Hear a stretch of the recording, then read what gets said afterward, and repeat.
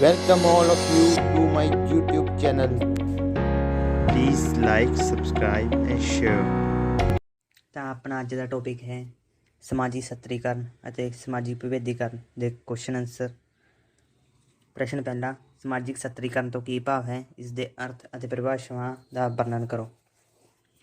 ਉੱਤਰ, ਆਦਿਮ ਸਮਾਜ ਤੋਂ ਹੀ ਮਨੁੱਖ ਆਪਣੇ ਸਮਾਜ ਨੂੰ ਸਮਾਨਤਾ ਉੱਤੇ ਆਧਾਰਿਤ ਸਮਾਜ ਬਣਾਉਣ ਦੀ ਕੋਸ਼ਿਸ਼ ਕਰਦਾ ਰਿਹਾ ਹੈ, ਜਿਸ ਵਿੱਚ ਕੋਈ ਵਰਗ ਜਾਂ ਸ਼੍ਰੇਣੀ ਨਾ ਹੋਵੇ। ਦੂਜੇ ਸ਼ਬਦਾਂ ਵਿੱਚ ਸਮਾਨਤਾ ਉੱਤੇ ਆਧਾਰਿਤ ਸਮਾਜ ਉਹ ਹੁੰਦਾ ਹੈ ਜਿਸ ਵਿੱਚ ਕੋਈ ਵਰਗ ਨਾ ਹੋਵੇ, ਸਾਰੇ ਮੈਂਬਰਾਂ ਦੀ ਆਰਥਿਕ ਤੇ ਸਮਾਜਿਕ ਸਥਿਤੀ ਬਰਾਬਰ ਹੋਵੇ, ਸਾਰਿਆਂ ਨੂੰ ਬਰਾਬਰ ਸੁਵਿਧਾਵਾਂ ਪ੍ਰਾਪਤ ਹੋਣ ਅਤੇ ਸਮਾਜ ਦੇ ਮੈਂਬਰਾਂ ਵਿਚਕਾਰ ਕੋਈ ਊਚ ਨੀਚ ਦੇ ਸੰਬੰਧ ਨਾ ਪਾਏ ਜਾਂਦੇ ਹੋਣ। ਪਰ ਹਾਲੇ ਤੱਕ ਅਜਿਹਾ ਸਮਾਜ ਸਾਡੇ ਸਾਹਮਣੇ ਨਹੀਂ ਆਇਆ ਹੈ ਜਿਸ ਵਿੱਚ ਕੋਈ ਵਰਗ ਨਾ ਹੋਵੇ। ਸਾਰੇ ਪ੍ਰਕਾਰ ਦੇ ਸਮਾਜਾਂ ਵਿੱਚ ਪੱਕੇ ਤੌਰ ਉੱਤੇ ਵਰਗ ਅਤੇ ਸ਼੍ਰੇਣੀਆਂ ਪਾਈਆਂ ਜਾਂਦੀਆਂ ਹਨ ਅਤੇ ਸਾਰੇ ਸਮਾਜ ਸਤਰੀਕ੍ਰਿਤ ਹੁੰਦੇ ਹਨ। ਸ਼ੁਰੂ ਤੋਂ ਲੈ ਕੇ ਹੁਣ ਤੱਕ ਸਾਰੇ ਸਮਾਜ ਵੱਖ-ਵੱਖ ਵਰਗਾਂ ਵਿੱਚ ਵੰਡੇ ਰਹੇ ਹਨ। ਪੁਰਾਣੇ ਸਮਾਜ ਵਿੱਚ ਉਮਰ, ਲਿੰਗ, ਮੁਖੀਏ ਦੇ ਆਧਾਰ ਉੱਤੇ ਸਮਾਜ ਵਿੱਚ ਊਚ ਨੀਚ ਦੇਖਣ ਨੂੰ ਮਿਲਦੀ ਸੀ, ਪਰ ਆਧੁਨਿਕ ਸਮਾਜਾਂ ਵਿੱਚ ਜਟਿਲਤਾ ਦੇ ਵਧਣ ਕਾਰਨ ਸਾਰਾ ਸਮਾਜ ਵੱਖ-ਵੱਖ ਆਧਾਰਾਂ ਉੱਤੇ ਊਚ ਨੀਚ ਦੀਆਂ ਸਤਰਾਂ ਵਿੱਚ ਵੰਡਿਆ ਹੋਇਆ ਹੈ। ਸਤਰੀਕਰਨ ਦਾ ਅਰਥ ਅਤੇ ਪਰਿਭਾਸ਼ਾਵਾਂ। ਜਿਸ ਪ੍ਰਕਿਰਿਆ ਨਾਲ ਸਮੂਹ ਅਤੇ ਵਿਅਕਤੀਆਂ ਨੂੰ ਸਮਾਜ ਵਿੱਚ ਸਤਰੀਕ੍ਰਿਤ ਕੀਤਾ ਜਾਂਦਾ ਹੈ ਉਸ ਨੂੰ ਸਤਰੀਕਰਨ ਕਿਹਾ ਜਾਂਦਾ ਹੈ। ਸਤਰੀਕਰਨ ਸ਼ਬਦ ਅੰਗਰੇਜ਼ੀ ਭਾਸ਼ਾ ਦੇ ਸੋਸ਼ਲ ਸਟ੍ਰੈਟੀਫਿਕੇਸ਼ਨ ਦਾ ਪੰਜਾਬੀ ਰੂਪਾਂਤਰਨ ਹੈ। ਸਟ੍ਰੈਟਾ ਦਾ ਅਰਥ ਹੈ ਸਤਰਾਂ। ਇਸ ਸ਼ਬਦ ਦੀ ਉਤਪਤੀ ਲਾਤੀਨੀ ਭਾਸ਼ਾ ਦੇ ਸ਼ਬਦ ਸਟ੍ਰੈਟਮ ਤੋਂ ਹੋਈ ਹੈ। ਇਸ ਤਰ੍ਹਾਂ ਇਸ ਦਾ ਅਰਥ ਹੋਇਆ ਸਮਾਜਿਕ ਵਿਵਸਥਾ ਨੂੰ ਤਰਤੀਬਾਤਮਕ ਕਰਕੇ ਵਿਭਿੰਨ ਸਤਰਾਂ ਵਿੱਚ ਵੰਡਣਾ। ਸਮਾਜ ਵਿੱਚ ਜੰਮੇ ਜੁੜਵੇਂ ਬੱਚੇ ਜਾਂ ਸਕੇ ਭਰਾ ਦੀ ਵੀ ਸੁਭਾਅ ਜਾਂ ਕਿਸੇ ਹੋਰ ਪੱਖੋਂ ਇੱਕ ਦੂਸਰੇ ਤੋਂ ਵੱਖ ਹੁੰਦੇ ਹਨ। ਇਸ ਅੰਤਰ ਕਰਕੇ ਹੀ ਉਹਨਾਂ ਦੀ ਕਿਸੇ ਕੰਮ ਨੂੰ ਕਰਨ ਦੀ ਯੋਗਤਾ ਵੀ ਇੱਕ ਦੂਸਰੇ ਤੋਂ ਅਲੱਗ ਹੁੰਦੀ ਹੈ। ਕਿਸੇ ਵਿਅਕਤੀ ਦੀ ਕਿਸੇ ਕੰਮ ਵਿੱਚ ਅਤੇ ਕਿਸੇ ਦੂਜੇ ਵਿਅਕਤੀ ਦੀ ਰੁਚੀ ਯੋਗਤਾ ਕਿਸੇ ਹੋਰ ਕੰਮ ਵਿੱਚ ਵਧੇਰੇ ਹੁੰਦੀ ਹੈ। ਇਸ ਤਰ੍ਹਾਂ ਸਮਾਜ ਵਿੱਚ ਰਹਿਣ ਵਾਲੇ ਅਸਮਾਨ ਗੁਣਾਂ ਵਾਲੇ ਵਿਅਕਤੀਆਂ ਨੂੰ ਉਹਨਾਂ ਦੀ ਯੋਗਤਾ ਸਮਰੱਥਾ ਦੇ ਅਨੁਸਾਰ ਵੱਖ-ਵੱਖ ਵਰਗਾਂ ਵਿੱਚ ਵੰਡਣ ਨਾਲ ਸਮਾਜ ਵਿਵਸਥਿਤ ਢੰਗ ਨਾਲ ਆਪਣਾ ਕੰਮ ਕਰਦਾ ਰਹਿੰਦਾ ਹੈ। ਵੱਖ-ਵੱਖ ਸਤਰਾਂ ਵਿੱਚ ਕੀਤੀ ਗਈ ਸਮੂਹਾਂ ਦੀ ਵੰਡ ਉਹਨਾਂ ਵਿਚਲੇ ਊਚ ਨੀਚ ਦੇ ਸੰਬੰਧਾਂ ਬਾਰੇ ਦੱਸਦੀ ਹੈ। ਇਹਨਾਂ ਸਮੂਹਾਂ ਵਿੱਚ ਊਚ ਨੀਚ ਦੇ ਸੰਬੰਧ ਹੋਣ ਦੇ ਬਾਵਜੂਦ ਵੀ ਇਹ ਇੱਕ ਦੂਜੇ 'ਤੇ ਆਧਾਰਿਤ ਹੁੰਦੇ ਹਨ। ਵੱਖਰੇ-ਵੱਖਰੇ ਸਮਾਜਾਂ ਵਿੱਚ ਸਤਰੀਕਰਨ ਵੱਖਰੇ ਆਧਾਰਾਂ ਉੱਤੇ ਪਾਇਆ ਜਾਂਦਾ ਹੈ। ਵਿਸ਼ੇਸ਼ ਕਰ ਸਮਾਜਾਂ ਵਿੱਚ ਪੈਸੇ, ਲਿੰਗ, ਸ਼ਕਤੀ ਦੇ ਆਧਾਰ 'ਤੇ ਵਿਅਕਤੀਆਂ ਜਾਂ ਸਮੂਹਾਂ ਨੂੰ ਵਰਗੀਕ੍ਰਿਤ ਕੀਤਾ ਜਾਂਦਾ ਹੈ। ਇਸ ਤਰ੍ਹਾਂ ਸਤਰੀਕਰਨ ਦਾ ਸਰਲ ਅਰਥ ਸਮਾਜੀ ਸਮੂਹਾਂ ਨੂੰ ਵਿਭਿੰਨ ਭਾਗਾਂ ਵਿੱਚ ਵੰਡਣਾ ਹੈ। ਕਿੰਗਸਲੇ ਡੇਵਿਸ ਦੇ ਅਨੁਸਾਰ ਸਮਾਜਿਕ ਅਸਮਾਨਤਾ ਇੱਕ ਅਚੇਤਨ ਰੂਪ ਨਾਲ ਅਪਣਾਇਆ ਇਹੋ ਜਿਹਾ ਢੰਗ ਹੈ ਜਿਸ ਦੇ ਦੁਆਰਾ ਵਿਭਿੰਨ ਸਮਾਜ ਇਹ ਵਿਸ਼ਵਾਸ ਦਿੰਦੇ ਹਨ ਕਿ ਸਭ ਤੋਂ ਉੱਚੇ ਅਹੁਦਿਆਂ 'ਤੇ ਚੇਤਨ ਰੂਪ ਨਾਲ ਸਭ ਤੋਂ ਵੱਧ ਯੋਗ ਵਿਅਕਤੀਆਂ ਨੂੰ ਰੱਖਿਆ ਗਿਆ ਹੈ। ਇਸ ਲਈ ਹਰ ਇੱਕ ਸਮਾਜ ਵਿੱਚ ਜ਼ਰੂਰੀ ਰੂਪ ਨਾਲ ਅਸਮਾਨਤਾ ਅਤੇ ਸਮਾਜਿਕ ਸਤਰੀਕਰਨ ਰਹਿਣਾ ਚਾਹੀਦਾ ਹੈ। ਦੂਜੀ ਪਰਿਭਾਸ਼ਾ। ਆਗਬਰਨ ਅਤੇ ਨਿਮਕੋਫ ਦੇ ਅਨੁਸਾਰ ਸਤਰੀਕਰਨ ਉਸ ਪ੍ਰਕਿਰਿਆ ਨੂੰ ਕਹਿੰਦੇ ਹਨ ਜਿਸ ਦੁਆਰਾ ਵਿਅਕਤੀ ਤੇ ਸਮੂਹ ਇੱਕ ਸਥਾਈ ਸਥਿਤੀ ਦੀ ਕ੍ਰਮਬੱਧਤਾ ਵਿੱਚ ਵਿਭਾਜਿਤ ਕੀਤੇ ਜਾਂਦੇ ਹਨ। ਤੀਜਾ, ਵਿਲੀਅਮਜ਼ ਦੇ ਅਨੁਸਾਰ ਸਮਾਜੀ ਸਤਰੀਕਰਨ ਵਿਅਕਤੀਆਂ ਨੂੰ ਉੱਚਤਮ ਅਧੀਨਤਾ ਬਰਾਬਰੀ ਦੇ ਸਕੇਲ 'ਤੇ ਕੁਝ ਸਾਂਝੇ ਰੂਪ ਵਿੱਚ ਸਵੀਕਾਰੇ ਹੋਏ ਆਧਾਰ ਦਾ ਮੁਲਾਂਕਣ ਕੀਤਾ ਜਾਂਦਾ ਹੈ। ਪਿੱਛੇ ਦਿੱਤੀਆਂ ਗਈਆਂ ਸਮਾਜਿਕ ਸਤਰੀਕਰਨ ਦੀਆਂ ਪਰਿਭਾਸ਼ਾਵਾਂ ਦੇ ਆਧਾਰ ਉੱਤੇ ਅਸੀਂ ਕਹਿ ਸਕਦੇ ਹਾਂ ਕਿ ਸਮਾਜਿਕ ਸਤਰੀਕਰਨ ਉੱਚੇ ਅਤੇ ਨੀਵੇਂ ਵੱਖ-ਵੱਖ ਸਮੂਹਾਂ ਅਤੇ ਵਿਅਕਤੀਆਂ ਦੀ ਸਥਿਤੀ ਅਤੇ ਭੂਮਿਕਾਵਾਂ ਨੂੰ ਨਿਰਧਾਰਿਤ ਕਰਦਾ ਹੈ। ਇਹ ਸਮਾਜ ਵਿਚਲੇ ਸਮੂਹਾਂ ਨੂੰ ਜਾਤ, ਨਸਲ, ਲਿੰਗ, ਜਨਮ, ਸੱਤਾ, ਪੈਸਾ ਆਦਿ ਦੇ ਆਧਾਰ ਉੱਤੇ ਪਦਕ੍ਰਮ ਵਿੱਚ ਵੰਡਦਾ ਹੈ। ਇਸ ਤਰ੍ਹਾਂ ਸਤਰੀਕਰਨ ਵਿੱਚ ਵੱਖ-ਵੱਖ ਸਮੂਹਾਂ ਵਿੱਚ ਊਚ ਅਤੇ ਨੀਚ ਦੇ ਸੰਬੰਧ ਪਾਏ ਜਾਂਦੇ ਹਨ। ਇਹ ਵਿਅਕਤੀ ਨੂੰ ਸਮਾਜ ਵਿੱਚ ਨਿਸ਼ਚਿਤ ਸਥਿਤੀ ਪ੍ਰਦਾਨ ਕਰਦਾ ਹੈ। ਇਸ ਦੇ ਆਧਾਰ ਉੱਤੇ ਉਸ ਨੂੰ ਸਮਾਜ ਵਿੱਚ ਆਦਰ ਸਨਮਾਨ ਵੀ ਦਿੱਤਾ ਜਾਂਦਾ ਹੈ। ਸਤਰੀਕਰਨ ਦੇ ਸੰਕਲਪ ਨੂੰ ਅਸੀਂ ਇਸ ਤਰ੍ਹਾਂ ਸਪਸ਼ਟ ਕਰ ਸਕਦੇ ਹਾਂ ਕਿ ਵਿਅਕਤੀਆਂ ਵਿੱਚ ਜਨਮ ਤੋਂ ਹੀ ਕੁਝ ਅੰਤਰ ਹੁੰਦੇ ਹਨ। ਇਹ ਅੰਤਰ ਯੋਗਤਾ, ਸਮਰੱਥਾ ਕਿਸੇ ਵੀ ਤਰ੍ਹਾਂ ਦੇ ਹੋ ਸਕਦੇ ਹਨ, ਪਰ ਇਹ ਫਰਕ ਕੋਈ ਸਮੱਸਿਆ ਖੜੀ ਨਹੀਂ ਕਰਦੇ ਕਿਉਂਕਿ ਰੱਬ ਦੀ ਨਜ਼ਰ ਵਿੱਚ ਸਾਰੇ ਸਮਾਨ ਹਨ। ਪਰ ਇਹ ਫਰਕ ਜਾਂ ਅਸਮਾਨਤਾ ਉਸ ਸਮੇਂ ਸਮੱਸਿਆ ਬਣ ਜਾਂਦੇ ਹਨ ਜਦੋਂ ਕੁਝ ਜ਼ਰੂਰੀ ਜਾਂ ਗੈਰ ਜ਼ਰੂਰੀ ਗੁਣਾਂ ਦੇ ਆਧਾਰ ਉੱਤੇ ਵਿਅਕਤੀ ਕਿਸੇ ਖਾਸ ਸਮੂਹ ਦਾ ਨਿਰਮਾਣ ਕਰਦੇ ਹਨ ਅਤੇ ਇਹਨਾਂ ਗੁਣਾਂ ਦੇ ਆਧਾਰ ਉੱਤੇ ਉਸ ਸਮੂਹ ਨੂੰ ਹੋਰਾਂ ਸਮੂਹਾਂ ਤੋਂ ਵੱਖ ਕੀਤਾ ਜਾ ਸਕਦਾ ਹੈ। ਇਸ ਤਰ੍ਹਾਂ ਇਹਨਾਂ ਵੱਖ-ਵੱਖ ਗੁਣਾਂ ਦੇ ਆਧਾਰ ਉੱਤੇ ਸਮਾਜ ਵੱਖ-ਵੱਖ ਸਮੂਹਾਂ ਜਾਂ ਸਤਰਾਂ ਵਿੱਚ ਵੰਡਿਆ ਜਾਂਦਾ ਹੈ, ਜਿਸ ਨੂੰ ਸਤਰੀਕਰਨ ਕਹਿੰਦੇ ਹਨ। ਸੰਖੇਪ ਵਿੱਚ ਸਮਾਜਿਕ ਸਤਰੀਕਰਨ ਸਮਾਜ ਵਿੱਚ ਵਿਅਕਤੀਆਂ ਨੂੰ ਕੁਝ ਅਜਿਹੇ ਸਮੂਹਾਂ ਵਿੱਚ ਵੰਡਦਾ ਹੈ ਜਿਸ ਨਾਲ ਸਭ ਸਮਾਜਿਕ ਸਮੂਹ ਉੱਚਤਾ ਅਤੇ ਨਿਮਨਤਾ ਦੇ ਕ੍ਰਮ ਵਿੱਚ ਵਿਵਸਥਿਤ ਹੋ ਜਾਂਦੇ ਹਨ ਅਤੇ ਉਹਨਾਂ ਦੇ ਅਨੁਸਾਰ ਉਹਨਾਂ ਸਮੂਹਾਂ ਦੇ ਆਪਸੀ ਸੰਬੰਧ ਨਿਰਧਾਰਿਤ ਹੋ ਜਾਂਦੇ ਹਨ। ਪ੍ਰਸ਼ਨ ਦੂਜਾ, explain the features of ਕਰੈਕਟਰਿਸਟਿਕਸ of ਸਟ੍ਰੈਟੀਫਿਕੇਸ਼ਨ। ਸਤਰੀਕਰਨ ਦੀਆਂ ਵਿਸ਼ੇਸ਼ਤਾਵਾਂ ਜਾਂ ਲੱਛਣਾਂ ਬਾਰੇ ਵਰਣਨ ਕਰੋ। ਉੱਤਰ, ਪਹਿਲਾ, ਸਤਰੀਕਰਨ ਸਮਾਜਿਕ ਹੁੰਦਾ ਹੈ। ਹਰੇਕ ਸਮਾਜ ਵਿੱਚ ਸਤਰੀਕਰਨ ਦਾ ਆਧਾਰ ਭਿੰਨ-ਭਿੰਨ ਹੁੰਦਾ ਹੈ। ਸਮਾਜ ਵਿੱਚ ਪਾਈ ਜਾਣ ਵਾਲੀ ਕਿਸੇ ਵਸਤੂ ਨੂੰ ਜਦੋਂ ਦੂਸਰੀ ਵਸਤੂ ਤੋਂ ਵੱਖਰਾ ਕੀਤਾ ਜਾਂਦਾ ਹੈ ਅਤੇ ਇਸ ਵਖਰੇਵੇਂ ਨੂੰ ਜਦੋਂ ਸਮਾਜ ਦੇ ਮੈਂਬਰਾਂ ਦੀ ਸਵੀਕ੍ਰਿਤੀ ਪ੍ਰਾਪਤ ਹੋ ਜਾਂਦੀ ਹੈ ਤਾਂ ਇਸ ਵਿਭਿੰਨਤਾ ਨੂੰ ਸਤਰੀਕਰਨ ਦਾ ਆਧਾਰ ਮੰਨਿਆ ਜਾਂਦਾ ਹੈ। ਵਖਰੇਵੇਂ ਨੂੰ ਜੇਕਰ ਸਮਾਜਿਕ ਸਮੂਹਾਂ ਦੀ ਸਵੀਕ੍ਰਿਤੀ ਨਾ ਮਿਲੇ ਤਾਂ ਉਸ ਨੂੰ ਸਤਰੀਕਰਨ ਦਾ ਆਧਾਰ ਨਹੀਂ ਮੰਨਿਆ ਜਾ ਸਕਦਾ। ਇਸ ਤਰ੍ਹਾਂ ਅਸੀਂ ਕਹਿ ਸਕਦੇ ਹਾਂ ਕਿ ਸਤਰੀਕਰਨ ਸਮਾਜਿਕ ਹੁੰਦਾ ਹੈ। ਉਦਾਹਰਨ ਦੇ ਤੌਰ ਉੱਤੇ ਪੰਜਾਬੀਆਂ ਨੂੰ ਸਮਾਜ ਵਿੱਚ ਵਧੇਰੇ ਮਾਣ ਦਿੱਤਾ ਜਾਂਦਾ ਹੈ। ਦੂਜਾ, ਸਤਰੀਕਰਨ ਸਰਵ ਵਿਆਪਕ ਪ੍ਰਕਿਰਿਆ ਹੈ। ਸਤਰੀਕਰਨ ਦੀ ਦੂਜੀ ਵਿਸ਼ੇਸ਼ਤਾ ਇਸ ਪ੍ਰਕਿਰਿਆ ਦਾ ਸਰਵ ਵਿਆਪੀ ਹੋਣਾ ਹੈ, ਅਰਥਾਤ ਇਹ ਪ੍ਰਕਿਰਿਆ ਹਰੇਕ ਸਮਾਜ ਵਿੱਚ ਪਾਈ ਜਾਂਦੀ ਹੈ। ਸ਼ੁਰੂ ਤੋਂ ਹੀ ਲਿੰਗ ਦੇ ਆਧਾਰ ਉੱਤੇ ਵਿਅਕਤੀਆਂ ਵਿੱਚ ਵੰਡ ਹੁੰਦੀ ਆਈ ਹੈ। ਪ੍ਰਾਚੀਨ ਭਾਰਤੀ ਕਬਾਇਲੀ ਸਮਾਜ ਅਤੇ ਜਾਤੀ ਪ੍ਰਥਾ ਆਦਿ ਵਾਲੇ ਸਮਾਜਾਂ ਵਿੱਚ ਵੀ ਇਹ ਭਿੰਨਤਾ ਉਮਰ, ਜਾਤ, ਲਿੰਗ ਆਦਿ ਦੇ ਆਧਾਰ ਉੱਤੇ ਪਾਈ ਜਾਂਦੀ ਹੈ। ਆਧੁਨਿਕ ਸਮਾਜ ਦੇ ਗੁੰਝਲਦਾਰ ਹੋਣ ਕਾਰਨ ਸਤਰੀਕਰਨ ਦੇ ਆਧਾਰ ਵੀ ਬਦਲ ਗਏ ਹਨ। ਇਸ ਤਰ੍ਹਾਂ ਜੇਕਰ ਅਸੀਂ ਕਿਸੇ ਵੀ ਸਮੇਂ ਦੇ ਕਿਸੇ ਵੀ ਸਮਾਜ ਉੱਪਰ ਨਜ਼ਰ ਮਾਰੀਏ ਤਾਂ ਸਾਨੂੰ ਇਹ ਪਤਾ ਚੱਲੇਗਾ ਕਿ ਹਰੇਕ ਦੇਸ਼ ਅਤੇ ਹਰੇਕ ਸਮਾਜ ਵਿੱਚ ਕਿਸੇ ਨਾ ਕਿਸੇ ਆਧਾਰ ਉੱਤੇ ਸਮਾਜ ਵੱਖ-ਵੱਖ ਸਤਰਾਂ ਵਿੱਚ ਵੰਡਿਆ ਹੁੰਦਾ ਹੈ, ਚਾਹੇ ਉਹਨਾਂ ਵਿੱਚ ਅਸਮਾਨਤਾ ਕੋਈ ਵੀ ਰਹੀ ਹੋਵੇ। ਇਸ ਤਰ੍ਹਾਂ ਸਤਰੀਕਰਨ ਸਰਵ ਵਿਆਪਕ ਹੈ। ਤੀਜਾ, ਨਿਰਭਰਤਾ। ਸਤਰੀਕਰਨ ਵਿਅਕਤੀਆਂ ਨੂੰ ਸਮਾਜ ਵਿੱਚ ਵੱਖ-ਵੱਖ ਸਥਿਤੀ ਪ੍ਰਦਾਨ ਕਰਦਾ ਹੈ। ਹਰੇਕ ਵਿਅਕਤੀ ਦੂਸਰੇ ਤੋਂ ਅੱਡ ਹੁੰਦਾ ਹੈ, ਪਰ ਇਕੱਲਾ ਵਿਅਕਤੀ ਸਮਾਜ ਵਿੱਚ ਸਾਰੇ ਕੰਮ ਨਹੀਂ ਕਰ ਸਕਦਾ। ਇਸ ਲਈ ਉਸਨੂੰ ਆਪਣੇ ਜ਼ਰੂਰਤਾਂ ਦੀ ਪੂਰਤੀ ਲਈ ਅਤੇ ਕੰਮ ਵਿੱਚ ਸਹਿਯੋਗ ਲੈਣ ਲਈ ਦੂਸਰੇ ਵਿਅਕਤੀਆਂ ਨਾਲ ਸਹਿਯੋਗ ਕਰਨ ਦੀ ਜ਼ਰੂਰਤ ਪੈਂਦੀ ਹੈ। ਇਸ ਤਰ੍ਹਾਂ ਇਸ ਵਿਵਸਥਾ ਵਿੱਚ ਸਮੂਹਾਂ ਵਿੱਚ ਆਪਸੀ ਨਿਰਭਰਤਾ ਪਾਈ ਜਾਂਦੀ ਹੈ। ਚੌਥਾ, ਅੱਡ-ਅੱਡ ਵਰਗਾਂ ਦੀ ਅਸਮਾਨ ਸਥਿਤੀ। ਸਮਾਜਿਕ ਸਤਰੀਕਰਨ ਦੀ ਪ੍ਰਕਿਰਿਆ ਦੁਆਰਾ ਵਿਅਕਤੀਆਂ ਨੂੰ ਵੱਖ-ਵੱਖ ਸਤਰਾਂ ਜਾਂ ਸਮੂਹਾਂ ਵਿੱਚ ਵੰਡਿਆ ਜਾਂਦਾ ਹੈ। ਹਰੇਕ ਵਿਅਕਤੀ ਦੀ ਸਥਿਤੀ ਵੀ ਦੂਜੇ ਤੋਂ ਵੱਖ ਹੁੰਦੀ ਹੈ, ਅਰਥਾਤ ਕਿਸੇ ਦੀ ਸਥਿਤੀ ਸਭ ਤੋਂ ਉੱਚੀ, ਕੋਈ ਉਸ ਦੇ ਅਧੀਨ ਅਤੇ ਕਿਸੇ ਦੀ ਸਭ ਤੋਂ ਨੀਵੀਂ ਆਦਿ। ਹਰੇਕ ਵਿਅਕਤੀ ਆਪਣੀ ਯੋਗਤਾ ਜਾਂ ਅਯੋਗਤਾ ਕਾਰਨ ਕਦੀ ਉੱਚੀ ਅਤੇ ਕਦੀ ਨੀਵੀਂ ਸਥਿਤੀ 'ਤੇ ਪਹੁੰਚ ਜਾਂਦਾ ਹੈ। ਪੈਸੇ ਦੇ ਆਧਾਰ 'ਤੇ ਵਿਅਕਤੀ ਨੂੰ ਉੱਚੀ ਜਾਂ ਨੀਵੀਂ ਸਥਿਤੀ ਪ੍ਰਾਪਤ ਹੁੰਦੀ ਹੈ। ਇਸ ਤਰ੍ਹਾਂ ਸਮਾਜ ਵਿੱਚ ਹਰੇਕ ਵਿਅਕਤੀ ਦੀ ਸਥਿਤੀ ਵਿੱਚ ਅਸਮਾਨਤਾ ਪਾਈ ਜਾਂਦੀ ਹੈ, ਚਾਹੇ ਆਧਾਰ ਕੋਈ ਵੀ ਹੋਵੇ, ਚਾਹੇ ਲਿੰਗ, ਉਮਰ, ਰੁਤਬਾ, ਨੌਕਰੀ ਆਦਿ। ਸਮਾਜ ਵਿੱਚ ਵੱਖ-ਵੱਖ ਵਰਗਾਂ ਦੀ ਸਥਿਤੀ ਅਸਮਾਨ ਹੁੰਦੀ ਹੈ। ਪੰਜਵਾਂ, ਉੱਚ ਅਤੇ ਨੀਚ ਦਾ ਸੰਬੰਧ। ਸਤਰੀਕਰਨ ਸਮਾਜ ਨੂੰ ਵਿਭਿੰਨ ਸਤਰਾਂ ਵਿੱਚ ਵੰਡ ਕੇ ਵਿਅਕਤੀਆਂ ਦੀ ਸਥਿਤੀ ਸਮਾਜ ਵਿੱਚ ਨਿਰਧਾਰਿਤ ਕਰਦਾ ਹੈ। ਸਮਾਜ ਦੀ ਇਹ ਵੰਡ ਵਿਸ਼ੇਸ਼ ਕਰਕੇ ਦੋ ਭਾਗਾਂ ਵਿੱਚ ਕੀਤੀ ਜਾਂਦੀ ਹੈ, ਇੱਕ ਉੱਚਤਮ ਅਤੇ ਦੂਜਾ ਨਿਮਨਤਮ। ਉੱਚਤਮ ਵਰਗ ਵਿੱਚ ਉਹ ਲੋਕ ਸ਼ਾਮਿਲ ਹੁੰਦੇ ਹਨ ਜਿਨ੍ਹਾਂ ਦੀ ਸਥਿਤੀ ਸਮਾਜ ਵਿੱਚ ਉੱਚੀ ਹੁੰਦੀ ਹੈ ਅਤੇ ਨਿਮਨ ਵਰਗ ਵਿੱਚ ਉਹ ਲੋਕ ਹੁੰਦੇ ਹਨ ਜਿਨ੍ਹਾਂ ਦੀ ਸਥਿਤੀ ਨੀਵੀਂ ਹੁੰਦੀ ਹੈ। ਇਹਨਾਂ ਦੋ ਮੁੱਖ ਵਰਗਾਂ ਤੋਂ ਇਲਾਵਾ ਇਹਨਾਂ ਦੋਵੇਂ ਵਰਗਾਂ ਦੇ ਵਿਚਾਲੇ ਵੀ ਇੱਕ ਅਜਿਹੇ ਵਰਗ ਸਥਾਪਿਤ ਹੁੰਦੇ ਹਨ ਜਿਨ੍ਹਾਂ ਵਿੱਚ ਵੀ ਮੱਧ ਉੱਚ ਵਰਗ, ਮੱਧ ਨਿਮਨ ਵਰਗ ਪਾਏ ਜਾਂਦੇ ਹਨ, ਪਰ ਇਹਨਾਂ ਵਿੱਚ ਵੀ ਉੱਚ ਤੇ ਨੀਚ ਦਾ ਸੰਬੰਧ ਜ਼ਰੂਰ ਹੁੰਦਾ ਹੈ।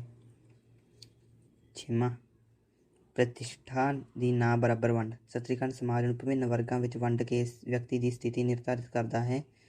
ਵਿਅਕਤੀ ਦੀ ਇਸ ਸਥਿਤੀ ਨਾਲ ਸਮਾਜਿਕ ਪ੍ਰਤਿਸ਼ਠਾ ਵੀ ਸੰਬੰਧਿਤ ਹੁੰਦੀ ਹੈ ਜੋ ਵਿਅਕਤੀ ਨੂੰ ਪਦ ਦੀ ਪ੍ਰਾਪਤੀ ਦੇ ਨਾਲ ਦਿੱਤੀ ਜਾਂਦੀ ਹੈ। ਵਿਅਕਤੀ ਦੀ ਸਮਾਜ ਵਿੱਚ ਜੇਕਰ ਉੱਚੀ ਸਥਿਤੀ ਹੈ ਤਾਂ ਉਸਨੂੰ ਵਧੇਰੇ ਸੁੱਖ ਸਹੂਲਤਾਂ ਪ੍ਰਾਪਤ ਹੁੰਦੀਆਂ ਹਨ, ਜਦਕਿ ਨੀਵੀਂ ਸਥਿਤੀ ਵਾਲੇ ਵਿਅਕਤੀ ਨੂੰ ਇਹ ਸੁੱਖ ਸੁਵਿਧਾਵਾਂ ਤਾਂ ਬਹੁਤ ਦੂਰ ਦੋ ਵਕਤ ਦੀ ਰੋਟੀ ਵੀ ਪ੍ਰਾਪਤ ਨਹੀਂ ਹੁੰਦੀ ਅਤੇ ਨਾਲ ਹੀ ਉਹਨਾਂ ਨੂੰ ਨਫ਼ਰਤ ਦੀ ਨਜ਼ਰ ਨਾਲ ਦੇਖਿਆ ਜਾਂਦਾ ਹੈ। ਸਤਰੀਕਰਨ ਦੁਆਰਾ ਕੀਤੀ ਗਈ ਵੰਡ ਵਿੱਚ ਆਦਰ ਸਨਮਾਨ ਵੀ ਉੱਚੀ ਸਥਿਤੀ ਵਾਲੇ ਵਿਅਕਤੀਆਂ ਨਾਲ ਹੀ ਸੰਬੰਧਿਤ ਹੁੰਦਾ ਹੈ। ਸੱਤਵਾਂ, ਸਤਰੀਕਰਨ ਅੰਤਰਕਿਰਿਆਵਾਂ ਨੂੰ ਸੀਮਿਤ ਕਰਦੀ ਹੈ। ਸਤਰੀਕਰਨ ਵੱਖ-ਵੱਖ ਵਰਗਾਂ ਦੇ ਵਿਚਕਾਰ ਅੰਤਰਕਿਰਿਆਵਾਂ ਨੂੰ ਸੀਮਿਤ ਕਰਦੀ ਹੈ। ਜਿਵੇਂ ਡਾਕਟਰ, ਇੰਜੀਨੀਅਰ, ਕਲਰਕ, ਵਿਦਿਆਰਥੀ ਆਦਿ ਸਾਰੇ ਆਪਣੇ ਹੀ ਵਰਗ ਦੇ ਮੈਂਬਰ ਵਿੱਚ ਅੰਤਰ ਸੰਬੰਧ ਰੱਖਦੇ ਹਨ, ਅਰਥਾਤ ਹਰੇਕ ਆਪਣੇ ਹੀ ਖੇਤਰ ਦੇ ਅੰਦਰ ਯਾਰੀ ਦੋਸਤੀ ਬੋਲਚਾਲ ਵਧਾਉਂਦੇ ਹਨ। ਉਹਨਾਂ ਦੇ ਦੂਜੇ ਖੇਤਰ ਜਾਂ ਦੂਜੇ ਵਰਗਾਂ ਦੇ ਲੋਕਾਂ ਨਾਲ ਕੇਵਲ ਸੀਮਿਤ ਸੰਬੰਧ ਹੀ ਹੁੰਦੇ ਹਨ, ਕਿਉਂਕਿ ਹਰੇਕ ਵਰਗ ਦੇ ਵਿਅਕਤੀ ਦੀ ਰਹਿਣੀ ਸਹਿਣੀ ਸੋਚ ਵਿਚਾਰ ਆਪਣੇ ਹੀ ਵਰਗ ਅਨੁਸਾਰ ਬਣ ਜਾਂਦੀ ਹੈ ਅਤੇ ਉਹ ਦੂਜੇ ਵਰਗ ਦੇ ਲੋਕਾਂ ਨਾਲ ਅਨੁਕੂਲਨ ਨਹੀਂ ਕਰ ਪਾਉਂਦਾ। ਉਦਾਹਰਨ ਦੇ ਤੌਰ 'ਤੇ ਜੇਕਰ ਇੱਕ ਅਮੀਰ ਕੁੜੀ ਦਾ ਬਹੁਤ ਗਰੀਬ ਘਰ ਵਿੱਚ ਵਿਆਹ ਹੋ ਜਾਂਦਾ ਹੈ ਤਾਂ ਉਹ ਉੱਥੇ ਅਨੁਕੂਲਨ ਨਹੀਂ ਕਰ ਪਾਉਂਦੀ, ਕਿਉਂਕਿ ਉਸਦੀ ਰਹਿਣ ਸਹਿਣ ਉਹਨਾਂ ਲੋਕਾਂ ਤੋਂ ਬਿਲਕੁਲ ਹੀ ਭਿੰਨ ਹੁੰਦੀ ਹੈ ਜਿੱਥੇ ਉਹ ਵਿਆਹੀ ਜਾਂਦੀ ਹੈ। ਆਧੁਨਿਕ ਸਮੇਂ ਵਿੱਚ ਤਾਂ ਕੋਈ ਵੀ ਵਿਅਕਤੀ ਦੂਜੇ ਸਤਰ ਦੇ ਵਿਅਕਤੀਆਂ ਨਾਲ ਅੰਤਰਕਿਰਿਆਵਾਂ ਨਹੀਂ ਕਰ ਸਕਦਾ, ਕਿਉਂਕਿ ਆਧੁਨਿਕ ਸਮੇਂ ਦੇ ਵਿਅਕਤੀਆਂ ਵਿੱਚ ਵਰਗ ਚੇਤਨਾ ਪ੍ਰਬਲ ਹੋ ਗਈ ਹੈ ਅਤੇ ਉਹ ਇਸ ਚੇਤਨਾ ਕਰਕੇ ਹੋਰ ਵਰਗਾਂ ਨਾਲ ਬਹੁਤ ਸੀਮਿਤ ਅੰਤਰਕਿਰਿਆ ਕਰਦੇ ਹਨ। ਇਸ ਤਰ੍ਹਾਂ ਸਮਾਜਿਕ ਸਤਰੀਕਰਨ ਅੰਤਰਕਿਰਿਆ ਨੂੰ ਸੀਮਿਤ ਕਰ ਦਿੰਦੀ ਹੈ। 8ਵਾਂ ਪੱਕੇ ਸਮੂਹ। ਪੱਕੇ ਸਮੂਹ ਉਹਨਾਂ ਸਮੂਹਾਂ ਨੂੰ ਕਿਹਾ ਜਾਂਦਾ ਹੈ ਜਿਸ ਵਿੱਚ ਸਮੂਹ ਤਾਂ ਨਿਸ਼ਚਿਤ ਹੁੰਦੇ ਹਨ ਪਰ ਵਿਅਕਤੀ ਬਦਲ ਜਾਂਦੇ ਹਨ, ਜਿਵੇਂ ਸੰਖਿਆ ਦੇ ਆਧਾਰ ਉੱਤੇ ਅਨਪੜ੍ਹ ਸਮੂਹ ਅਤੇ ਪੜ੍ਹਿਆ ਲਿਖਿਆ ਸਮੂਹ। ਅਨਪੜ੍ਹ ਸਮੂਹ ਜੇਕਰ ਪੜ੍ਹ ਲਿਖ ਜਾਵੇ ਤਾਂ ਉਹ ਪੜ੍ਹੇ ਲਿਖੇ ਵਰਗ ਵਿੱਚ ਸ਼ਾਮਲ ਹੋ ਜਾਂਦੇ ਹਨ, ਪਰ ਇਸ ਦਾ ਅਰਥ ਇਹ ਨਹੀਂ ਕਿ ਸਮਾਜ ਵਿੱਚ ਸਿੱਖਿਆ ਦੇ ਆਧਾਰ ਉੱਤੇ ਅਨਪੜ੍ਹ ਵਰਗ ਖਤਮ ਹੋ ਗਿਆ ਹੈ। ਇਹ ਵਰਗ ਸਮਾਜ ਵਿੱਚ ਇਸੇ ਤਰ੍ਹਾਂ ਹੀ ਮੌਜੂਦ ਰਹਿੰਦੇ ਹਨ। ਇਸੇ ਤਰ੍ਹਾਂ ਪੈਸੇ ਦੇ ਆਧਾਰ 'ਤੇ ਸਮਾਜ ਵਿੱਚ 3 ਪ੍ਰਕਾਰ ਦੇ ਸਮੂਹ ਪਾਏ ਜਾਂਦੇ ਹਨ: ਅਮੀਰ ਵਰਗ, ਮੱਧ ਵਰਗ ਅਤੇ ਗਰੀਬ ਵਰਗ। ਅਮੀਰ ਵਿਅਕਤੀ ਪੈਸੇ ਨੂੰ ਨਾ ਸੰਭਾਲ ਕੇ ਫਜ਼ੂਲ ਖਰਚ ਕਰਕੇ ਜੇਕਰ ਉਹ ਗਰੀਬ ਹੋ ਜਾਂਦਾ ਹੈ ਤਾਂ ਉਸ ਦੀ ਗਿਣਤੀ ਗਰੀਬ ਵਰਗ ਵਿੱਚ ਕੀਤੀ ਜਾਣ ਲੱਗ ਪੈਂਦੀ ਹੈ, ਅਤੇ ਗਰੀਬ ਜਾਂ ਮੱਧ ਵਰਗ ਦੇ ਲੋਕ ਜ਼ਿਆਦਾ ਮਿਹਨਤ ਕਰਕੇ ਵਧੇਰੇ ਧਨ ਇਕੱਠਾ ਕਰਕੇ ਅਮੀਰ ਵਰਗ ਵਿੱਚ ਸ਼ਾਮਲ ਹੋ ਜਾਂਦੇ ਹਨ। ਇਸ ਤਰ੍ਹਾਂ ਵਿਅਕਤੀਆਂ ਦੀ ਸਥਿਤੀ ਵਿੱਚ ਪਰਿਵਰਤਨ ਤਾਂ ਹੁੰਦਾ ਹੈ, ਪਰ ਇੱਕ ਸਮੂਹ ਜਾਂ ਵਰਗ ਉਸੇ ਤਰ੍ਹਾਂ ਹੀ ਸਥਿਰ ਰਹਿੰਦੇ ਹਨ। ਹਰੇਕ ਸਮਾਜ ਵਿੱਚ ਸਤਰੀਕਰਨ ਦਾ ਆਧਾਰ ਵੱਖ-ਵੱਖ ਹੁੰਦਾ ਹੈ, ਕਿਉਂਕਿ ਹਰੇਕ ਸਮਾਜ ਵਿੱਚ ਵਿਅਕਤੀ ਦੀ ਸਮਾਜਿਕ ਸਥਿਤੀ ਦੂਸਰੇ ਵਿਅਕਤੀਆਂ ਤੋਂ ਭਿੰਨ ਹੁੰਦੀ ਹੈ, ਕਿਸੇ ਦੀ ਉੱਚੀ ਅਤੇ ਕਿਸੇ ਦੀ ਨੀਵੀਂ। ਇਸ ਤਰ੍ਹਾਂ ਹਰੇਕ ਸਮਾਜ ਦੇ ਸਤਰੀਕਰਨ ਲਈ ਊਚ ਨੀਚ ਦੇ ਪੱਕੇ ਵਰਗ ਹਮੇਸ਼ਾ ਮੌਜੂਦ ਹੁੰਦੇ ਹਨ, ਜਿਨ੍ਹਾਂ ਤੋਂ ਬਿਨਾਂ ਸਤਰੀਕਰਨ ਅਸੰਭਵ ਹੁੰਦਾ ਹੈ। 9ਵਾਂ ਸਤਰੀਕਰਨ ਪ੍ਰਤੀਯੋਗਤਾ ਦੀ ਭਾਵਨਾ ਨੂੰ ਵਿਕਸਿਤ ਕਰਦੀ ਹੈ। ਸਤਰੀਕਰਨ ਵਿਅਕਤੀ ਨੂੰ ਸਮਾਜ ਵਿੱਚ ਸਥਿਤੀ ਪ੍ਰਦਾਨ ਕਰਦਾ ਹੈ। ਹਰੇਕ ਵਿਅਕਤੀ ਆਪਣੀ ਸਥਿਤੀ ਬਾਰੇ ਚੇਤਨ ਹੁੰਦਾ ਹੈ। ਉਹ ਸਮਾਜ ਵਿੱਚ ਆਪਣੀ ਸਥਿਤੀ ਨੂੰ ਹੋਰ ਉੱਚਾ ਵਧਾਉਣ ਲਈ ਜ਼ਿਆਦਾ ਮਿਹਨਤ ਕਰਨ ਲੱਗ ਪੈਂਦਾ ਹੈ ਤਾਂ ਜੋ ਉਹ ਸਮਾਜ ਵਿੱਚ ਵੱਧ ਤੋਂ ਵੱਧ ਪ੍ਰਤਿਸ਼ਠਾ ਪ੍ਰਾਪਤ ਕਰ ਸਕੇ। ਇਸ ਤਰ੍ਹਾਂ ਉੱਚੇ ਪਦ ਲਈ ਪਾਈ ਗਈ ਇਹ ਚੇਤਨਤਾ ਵਿਅਕਤੀਆਂ ਦੇ ਅੰਦਰ ਪ੍ਰਤੀਯੋਗਤਾ ਦੀ ਭਾਵਨਾ ਵਿਕਸਿਤ ਕਰਦੀ ਹੈ। ਇਹ ਭਾਵਨਾ ਉਦੋਂ ਹੋਰ ਵੀ ਤੇਜ਼ ਹੋ ਜਾਂਦੀ ਹੈ ਜਦੋਂ ਵਿਅਕਤੀ ਆਪਣੇ ਨਾਲ ਦਿਆਂ ਨੂੰ ਆਪਣੇ ਤੋਂ ਉੱਚੀ ਸਥਿਤੀ ਪ੍ਰਾਪਤ ਕਰਦੇ ਦੇਖਦਾ ਹੈ। ਇਸ ਤਰ੍ਹਾਂ ਵਿਅਕਤੀ ਆਪਣੇ ਆਪ ਨੂੰ ਦੂਜਿਆਂ ਤੋਂ ਉੱਚਾ ਚੁੱਕਣ ਲਈ ਹੋਰ ਵਧੇਰੇ ਮਿਹਨਤ ਕਰਦਾ ਹੈ। ਇਹ ਮਿਹਨਤ ਤੇ ਲਗਨ ਸਮਾਜ ਦੇ ਮੈਂਬਰਾਂ ਵਿੱਚ ਪ੍ਰਤੀਯੋਗਤਾ ਦੀ ਭਾਵਨਾ ਵਿਕਸਿਤ ਕਰਕੇ ਸਮਾਜ ਨੂੰ ਅੱਗੇ ਵਧਾਉਣ ਵਿੱਚ ਸਹਾਇਤਾ ਕਰਦੀ ਹੈ। 10ਵਾਂ ਸਮਾਜਿਕ ਕੀਮਤਾਂ ਉੱਪਰ ਆਧਾਰਿਤ। ਸਮਾਜਿਕ ਸਤਰੀਕਰਨ ਇੱਕ ਸਰਵ ਵਿਆਪਕ ਪ੍ਰਕਿਰਿਆ ਹੈ ਜਿਸ ਕਰਕੇ ਵੱਖਰੇ ਵੱਖਰੇ ਸਮਾਜਾਂ ਵਿੱਚ ਪਾਈਆਂ ਜਾਣ ਵਾਲੀਆਂ ਸਮਾਜਿਕ ਕੀਮਤਾਂ ਉੱਪਰ ਆਧਾਰਿਤ ਹੁੰਦੀ ਹੈ। ਉਦਾਹਰਨ ਦੇ ਤੌਰ 'ਤੇ ਭਾਰਤੀ ਸਮਾਜਿਕ ਕੀਮਤਾਂ ਦੇ ਆਧਾਰ 'ਤੇ ਜਾਤੀ ਪ੍ਰਥਾ ਭਾਰਤੀ ਸਮਾਜ ਦੇ ਸਤਰੀਕਰਨ ਦਾ ਮੁੱਖ ਆਧਾਰ ਰਹੀ ਹੈ, ਜਦਕਿ ਪਾਕਿਸਤਾਨ ਵਿੱਚ ਧਰਮ ਦੇ ਆਧਾਰ 'ਤੇ ਸਤਰੀਕਰਨ ਪਾਇਆ ਜਾਂਦਾ ਹੈ। ਇਸ ਤਰ੍ਹਾਂ ਸਤਰੀਕਰਨ ਹਰੇਕ ਸਮਾਜ ਦੀਆਂ ਸਮਾਜਿਕ ਕੀਮਤਾਂ ਅਨੁਸਾਰ ਆਧਾਰਿਤ ਹੁੰਦਾ ਹੈ। ਉੱਪਰਲੀਆਂ ਵਿਸ਼ੇਸ਼ਤਾਵਾਂ ਦੇ ਪੜ੍ਹਨ ਤੋਂ ਬਾਅਦ ਅਸੀਂ ਕਹਿ ਸਕਦੇ ਹਾਂ ਕਿ ਸਤਰੀਕਰਨ ਦੇ ਆਧਾਰ ਉੱਤੇ ਸਾਡਾ ਸਮਾਜ ਵੱਖਰੇ ਵੱਖਰੇ ਸਤਰਾਂ ਵਿੱਚ ਵੰਡਿਆ ਹੋਇਆ ਹੈ। ਇਹ ਇੱਕ ਸਰਵ ਵਿਆਪਕ ਪ੍ਰਕਿਰਿਆ ਹੈ। ਇਹ ਸਮਾਜ ਨੂੰ ਵਿਭਿੰਨ ਸਤਰਾਂ ਵਿੱਚ ਵੰਡ ਕੇ ਸਮਾਜਿਕ ਜੀਵਨ ਨੂੰ ਸੁਚਾਰੂ ਬਣਾਉਣ ਦੀ ਕੋਸ਼ਿਸ਼ ਕਰਦੀ ਹੈ। ਸਤਰੀਕਰਨ ਵਿੱਚ ਹਰ ਸਤਰ ਇੱਕ ਦੂਜੇ ਤੋਂ ਉੱਚੀ ਤੇ ਨੀਵੀਂ ਹੁੰਦੀ ਹੈ। ਕਿਸੇ ਵੀ ਸਮਾਜ ਨੂੰ ਵਿਵਸਥਿਤ ਰੱਖਣ ਲਈ ਸਮਾਜਿਕ ਸਤਰੀਕਰਨ ਦਾ ਹੋਣਾ ਬਹੁਤ ਜ਼ਰੂਰੀ ਹੈ। ਪ੍ਰਸ਼ਨ ਤੀਜਾ, ਸਤਰੀਕਰਨ ਦੇ ਕਾਰਕਾਂ ਦਾ ਵਰਣਨ ਕਰੋ। ਉੱਤਰ, ਸਤਰੀਕਰਨ ਇੱਕ ਸਰਵ ਵਿਆਪਕ ਪ੍ਰਕਿਰਿਆ ਹੈ ਜਿਹੜੀ ਹਰੇਕ ਸਮਾਜ ਵਿੱਚ ਪਾਈ ਜਾਂਦੀ ਹੈ। ਇਹ ਸਰਵ ਵਿਆਪਕ ਇਸ ਕਰਕੇ ਹੈ ਕਿ ਹਰ ਇੱਕ ਸਮਾਜ ਵਿੱਚ ਕੁਝ ਅਜਿਹੇ ਕਾਰਕ ਹੁੰਦੇ ਹਨ ਜੋ ਕਿ ਸਮਾਜਿਕ ਸਤਰੀਕਰਨ ਦੇ ਹਾਲਾਤਾਂ ਦਾ ਨਿਰਮਾਣ ਕਰਦੇ ਹਨ। ਇਹਨਾਂ ਵਿੱਚੋਂ ਕੁਝ ਕਾਰਕਾਂ ਦਾ ਵਰਣਨ ਹੇਠਾਂ ਕੀਤਾ ਗਿਆ ਹੈ। ਪਹਿਲਾ, ਮੌਲਿਕ ਵਿਭਿੰਨਤਾਵਾਂ ਜਾਂ ਅੰਤਰ। ਜੈਵਿਕ ਅੰਤਰ ਸਮਾਜਿਕ ਸਤਰੀਕਰਨ ਨੂੰ ਪੈਦਾ ਕਰਦੀਆਂ ਹਨ। ਜੈਵਿਕ ਜ਼ਰੂਰਤ ਦੀ ਨਜ਼ਰ ਤੋਂ ਸਾਰੇ ਵਿਅਕਤੀ ਹੀ ਸਮਾਨ ਹਨ। ਹਰੇਕ ਮਨੁੱਖ ਨੂੰ ਭੁੱਖ ਪਿਆਸ ਲਿੰਗ ਤ੍ਰਿਪਤੀ ਦੀ ਇੱਛਾ ਹੁੰਦੀ ਹੈ। ਸਾਰੇ ਮਨੁੱਖਾਂ ਵਿੱਚ ਉਮਰ, ਰੰਗ, ਲਿੰਗ, ਸਰੀਰ ਦੀ ਬਣਾਵਟ ਆਦਿ ਦੇ ਆਧਾਰ ਉੱਤੇ ਬਹੁਤ ਸਾਰੀਆਂ ਸਮਾਨਤਾਵਾਂ, ਜਿਵੇਂ ਕੋਈ ਆਦਮੀ ਹੈ, ਕੋਈ ਔਰਤ ਹੈ, ਜਵਾਨ ਹੈ, ਬੁੱਢਾ ਹੈ, ਗੋਰਾ ਹੈ, ਕਾਲਾ ਹੈ ਆਦਿ। ਇਸ ਤਰ੍ਹਾਂ ਬਹੁਤ ਸਾਰੇ ਜੈਵਿਕ ਆਧਾਰਾਂ ਉੱਤੇ ਮਨੁੱਖ ਨੂੰ ਵੰਡਿਆ ਜਾ ਸਕਦਾ ਹੈ। ਇਹ ਆਧਾਰ ਸਮਾਜਿਕ ਸਤਰੀਕਰਨ ਨੂੰ ਪੈਦਾ ਕਰਦੇ ਹਨ। ਦੂਜਾ, ਸਮਾਜਿਕ ਸੰਸਕ੍ਰਿਤਿਕ ਭਿੰਨਤਾਵਾਂ। ਜੀਵ ਵਿਗਿਆਨਿਕ ਅੰਤਰ ਤੋਂ ਇਲਾਵਾ ਮਨੁੱਖਾਂ ਵਿੱਚ ਬਹੁਤ ਸਾਰੀਆਂ ਸਮਾਜਿਕ ਸੰਸਕ੍ਰਿਤਿਕ ਅਸਮਾਨਤਾਵਾਂ ਵੀ ਹੁੰਦੀਆਂ ਹਨ। ਇਸ ਦਾ ਕਾਰਨ ਮਨੁੱਖ ਦੇ ਹਾਲਾਤ ਹਨ ਜਿਨ੍ਹਾਂ ਵਿੱਚ ਉਹ ਆਪਣੀ ਭੂਮਿਕਾ ਨਿਭਾਉਂਦਾ ਹੈ। ਸੰਪਤੀ, ਪੈਸਾ, ਦਿਮਾਗ ਆਦਿ ਸੰਸਕ੍ਰਿਤਿਕ ਸਮਾਜਿਕ ਅਸਮਾਨਤਾਵਾਂ ਦੇ ਆਧਾਰ ਹਨ। ਸਮਾਜਿਕ ਜੀਵਨ ਠੀਕ ਤਰੀਕੇ ਨਾਲ ਚੱਲਦਾ ਰਹੇ, ਇਸ ਲਈ ਮਨੁੱਖ ਨੂੰ ਇਸ ਗੱਲ ਦੀ ਜ਼ਰੂਰਤ ਹੈ ਕਿ ਉਹ ਵੱਖ-ਵੱਖ ਕੰਮ ਜ਼ਿਆਦਾ ਤੋਂ ਜ਼ਿਆਦਾ ਨਿਪੁੰਨਤਾ ਨਾਲ ਕਰੇ। ਇਹਨਾਂ ਕੰਮਾਂ ਦੀ ਪ੍ਰਕਿਰਤੀ ਵੱਖ-ਵੱਖ ਹੁੰਦੀ ਹੈ ਅਤੇ ਇਹਨਾਂ ਕੰਮਾਂ ਨੂੰ ਪੂਰਾ ਕਰਨ ਲਈ ਵੱਖ-ਵੱਖ ਯੋਗਤਾਵਾਂ ਦੀ ਜ਼ਰੂਰਤ ਹੁੰਦੀ ਹੈ। ਹਰ ਇੱਕ ਵਿਅਕਤੀ ਸਾਰੇ ਕੰਮ ਨਹੀਂ ਕਰ ਸਕਦਾ, ਇਸ ਲਈ ਵੱਖ-ਵੱਖ ਯੋਗਤਾਵਾਂ ਦੇ ਕਾਰਨ ਹੀ ਸਤਰੀਕਰਨ ਪੈਦਾ ਹੁੰਦਾ ਹੈ। ਤੀਜਾ, ਅੱਡ-ਅੱਡ ਕੰਮਾਂ ਦੀ ਜ਼ਰੂਰਤ। ਸਤਰੀਕਰਨ ਦਾ ਵਿਕਾਸ ਸਿਰਫ ਮਨੁੱਖਾਂ ਦੀ ਜੀਵ ਵਿਗਿਆਨਿਕ ਅਸਮਾਨਤਾਵਾਂ ਦੇ ਕਾਰਨ ਨਹੀਂ ਹੁੰਦਾ, ਬਲਕਿ ਸਮਾਜਿਕ ਜ਼ਰੂਰਤਾਂ ਦੀ ਪੂਰਤੀ ਲਈ ਵੀ ਹੁੰਦਾ ਹੈ। ਸਮਾਜਿਕ ਜੀਵਨ ਨੂੰ ਸਹੀ ਤਰੀਕੇ ਨਾਲ ਚਲਾਉਣ ਲਈ ਉਸ ਦੀਆਂ ਵੱਖ-ਵੱਖ ਸਮਾਜਿਕ ਆਰਥਿਕ ਜ਼ਰੂਰਤਾਂ ਦੀ ਪੂਰਤੀ ਬਹੁਤ ਜ਼ਰੂਰੀ ਹੁੰਦੀ ਹੈ। ਇਹਨਾਂ ਜ਼ਰੂਰਤਾਂ ਦੀ ਪੂਰਤੀ ਦੇ ਲਈ ਮਨੁੱਖ ਕੰਮ ਕਰਦਾ ਹੈ, ਪਰ ਇੱਕ ਮਨੁੱਖ ਆਪਣੇ ਕੰਮਾਂ ਨਾਲ ਸਾਰਿਆਂ ਦੀ ਜ਼ਰੂਰਤਾਂ ਪੂਰੀਆਂ ਨਹੀਂ ਕਰ ਸਕਦਾ। ਇਸ ਲਈ ਵੱਖ-ਵੱਖ ਵਿਅਕਤੀਆਂ ਦੀ ਜ਼ਰੂਰਤ ਹੁੰਦੀ ਹੈ। ਆਮ ਸ਼ਬਦਾਂ ਵਿੱਚ ਇਹਨਾਂ ਕੰਮਾਂ ਦੀ ਪ੍ਰਕਿਰਤੀ ਵੱਖ-ਵੱਖ ਹੁੰਦੀ ਹੈ ਅਤੇ ਇਹਨਾਂ ਨੂੰ ਪੂਰਾ ਕਰਨ ਲਈ ਵੱਖ-ਵੱਖ ਯੋਗਤਾ ਵਾਲੇ ਅਤੇ ਸਿਖਲਾਈ ਵਾਲੇ ਵਿਅਕਤੀਆਂ ਦੀ ਜ਼ਰੂਰਤ ਹੁੰਦੀ ਹੈ। ਸਮਾਜ ਵਿੱਚ ਵੱਖ-ਵੱਖ ਕੰਮ ਅਤੇ ਹਾਲਾਤਾਂ ਦੇ ਵਿਤਰਣ ਹੀ ਸਮਾਜਿਕ ਸਤਰੀਕਰਨ ਦੇ ਪ੍ਰਮੁੱਖ ਕਾਰਕ ਹਨ। ਇਸ ਤਰ੍ਹਾਂ ਹਰੇਕ ਸਮਾਜ ਵਿੱਚ ਵਿਅਕਤੀਆਂ ਵਿੱਚ ਉਹਨਾਂ ਦੀ ਇੱਜ਼ਤ ਅਤੇ ਸਨਮਾਨ ਦੀ ਨਜ਼ਰ ਨਾਲ ਫਰਕ ਕੀਤਾ ਜਾਂਦਾ ਹੈ। ਇਸ ਲਈ ਉਸ ਵਿੱਚ ਇੱਕ ਸੰਸਥਾਗਤ ਅਸਮਾਨਤਾ ਜ਼ਰੂਰੀ ਰੂਪ ਨਾਲ ਵਿੱਚ ਰਹਿੰਦੀ ਹੈ। ਚੌਥਾ, ਪ੍ਰਤੀਯੋਗਤਾ ਦੀ ਭਾਵਨਾ। ਸਮਾਜ ਵਿੱਚ ਹਰੇਕ ਵਿਅਕਤੀ ਉੱਨਤੀ ਕਰਨਾ ਚਾਹੁੰਦਾ ਹੈ, ਜਿਸ ਕਰਕੇ ਪ੍ਰਤੀਯੋਗਤਾ ਦੀ ਭਾਵਨਾ ਪੈਦਾ ਹੁੰਦੀ ਹੈ। ਇਹ ਪ੍ਰਤੀਯੋਗਤਾ ਨਿੱਜੀ ਪ੍ਰਾਪਤੀਆਂ ਦੇ ਪੱਖ ਤੋਂ ਹੁੰਦੀ ਹੈ। ਜਿਹੜਾ ਜ਼ਿਆਦਾ ਨਿੱਜੀ ਪ੍ਰਾਪਤੀਆਂ ਪ੍ਰਾਪਤ ਕਰਦਾ ਹੈ ਉਸ ਨੂੰ ਜ਼ਿਆਦਾ ਇੱਜ਼ਤ, ਵਿਸ਼ੇਸ਼ ਅਧਿਕਾਰ ਅਤੇ ਜ਼ਿਆਦਾ ਸ਼ਕਤੀ ਮਿਲਦੀ ਹੈ। ਇਸ ਕਰਕੇ ਉੱਚ ਨੀਚ ਦੇ ਵਰਗ ਹੋਂਦ ਵਿੱਚ ਆਉਂਦੇ ਹਨ। ਜ਼ਿੰਮੇਵਾਰੀ ਕਰਕੇ ਵੀ ਸ਼੍ਰੇਣੀਆਂ ਹੋਂਦ ਵਿੱਚ ਆਉਂਦੀਆਂ ਹਨ। ਕਈ ਜ਼ਿੰਮੇਵਾਰੀਆਂ ਘੱਟ ਮਹੱਤਵਪੂਰਨ ਹਨ ਅਤੇ ਕਈ ਵੱਧ। ਜਿਸ ਵਿਅਕਤੀ ਕੋਲ ਜ਼ਿਆਦਾ ਜ਼ਿੰਮੇਵਾਰੀਆਂ ਹੋਣਗੀਆਂ ਉਸ ਨੂੰ ਵੱਧ ਤੋਂ ਵੱਧ ਸਹੂਲਤਾਂ ਮਿਲਣਗੀਆਂ। ਇਸ ਤਰ੍ਹਾਂ ਸਮਾਜ ਵਿੱਚ ਪੱਕੇ ਤੌਰ ਉੱਤੇ ਭਿੰਨਤਾਵਾਂ ਪੈਦਾ ਹੋ ਜਾਂਦੀਆਂ ਹਨ ਅਤੇ ਇਹ ਭਿੰਨਤਾਵਾਂ ਹੀ ਸਮਾਜਿਕ ਸਤਰੀਕਰਨ ਨੂੰ ਪੈਦਾ ਕਰਦੀਆਂ ਹਨ। ਪੰਜਵਾਂ, ਸਮਾਜਿਕ ਸੰਤੁਲਨ ਦੀ ਜ਼ਰੂਰਤ। ਸਮਾਜਿਕ ਸਤਰੀਕਰਨ ਦਾ ਇੱਕ ਹੋਰ ਮਹੱਤਵਪੂਰਨ ਕਾਰਕ ਸਮਾਜਿਕ ਸੰਤੁਲਨ ਦੀ ਜ਼ਰੂਰਤ ਹੈ। ਵਧੀਆ ਅਤੇ ਸਫਲ ਸੰਗਠਿਤ ਸਮਾਜਿਕ ਜੀਵਨ ਲਈ ਸਮਾਜਿਕ ਸੰਤੁਲਨ ਬਹੁਤ ਜ਼ਰੂਰੀ ਹੈ। ਇਹ ਜ਼ਰੂਰਤ ਸਮਾਜਿਕ ਸਤਰੀਕਰਨ ਵੱਲੋਂ ਪੂਰੀ ਹੁੰਦੀ ਹੈ। ਸਮਾਜਿਕ ਸਤਰੀਕਰਨ ਕਰਕੇ ਕਿਰਤਵੰਡ ਵੀ ਪੈਦਾ ਹੁੰਦੀ ਹੈ, ਜਿਸ ਕਰਕੇ ਸਮਾਜ ਵਿੱਚ ਸੰਤੁਲਨ ਤੇ ਆਪਸੀ ਨਿਰਭਰਤਾ ਵੱਧਦੀ ਹੈ। ਪ੍ਰਸ਼ਨ ਚੌਥਾ, ਸਮਾਜਿਕ ਸਤਰੀਕਰਨ ਦੇ ਪ੍ਰਮੁੱਖ ਆਧਾਰਾਂ ਦਾ ਵਰਣਨ ਕਰੋ ਜਾਂ ਭਾਰਤ ਵਿੱਚ ਸਮਾਜਿਕ ਦਰਜੇਬੰਦੀ ਦੇ ਮੁੱਖ ਆਧਾਰਾਂ ਦੀ ਚਰਚਾ ਕਰੋ। ਉੱਤਰ, ਹਰ ਇੱਕ ਸਮਾਜ ਵਿੱਚ ਸਤਰੀਕਰਨ ਦੇ ਵੱਖ-ਵੱਖ ਲੱਛਣ ਹੁੰਦੇ ਹਨ, ਕਿਉਂਕਿ ਇਹ ਸਮਾਜਿਕ ਕੀਮਤਾਂ ਅਤੇ ਪ੍ਰਮੁੱਖ ਵਿਚਾਰਧਾਰਾਵਾਂ ਉੱਤੇ ਆਧਾਰਿਤ ਹੁੰਦੀਆਂ ਹਨ। ਇਸ ਲਈ ਸਤਰੀਕਰਨ ਦੇ ਆਧਾਰ ਵੀ ਵੱਖ-ਵੱਖ ਹੁੰਦੇ ਹਨ। ਸਮਾਜਿਕ ਸਤਰੀਕਰਨ ਦਾ ਸਰੂਪ ਹਰੇਕ ਸਮਾਜ ਵਿੱਚ ਭਿੰਨ-ਭਿੰਨ ਪਾਇਆ ਜਾਂਦਾ ਹੈ। ਇਸ ਦਾ ਇਹ ਸਰੂਪ ਹਰੇਕ ਸਮਾਜ ਦੀਆਂ ਸਮਾਜਿਕ ਕੀਮਤਾਂ ਉੱਪਰ ਆਧਾਰਿਤ ਹੁੰਦਾ ਹੈ। ਵੱਖੋ-ਵੱਖਰੇ ਸਮਾਜਾਂ ਵਿੱਚ ਸਤਰੀਕਰਨ ਦੇ ਆਧਾਰ ਵੀ ਵੱਖਰੇ-ਵੱਖਰੇ ਹੁੰਦੇ ਹਨ, ਪਰ ਅਸੀਂ ਸਤਰੀਕਰਨ ਦੇ ਆਧਾਰਾਂ ਨੂੰ ਦੋ ਮੁੱਖ ਹਿੱਸਿਆਂ ਵਿੱਚ ਵੰਡ ਸਕਦੇ ਹਾਂ।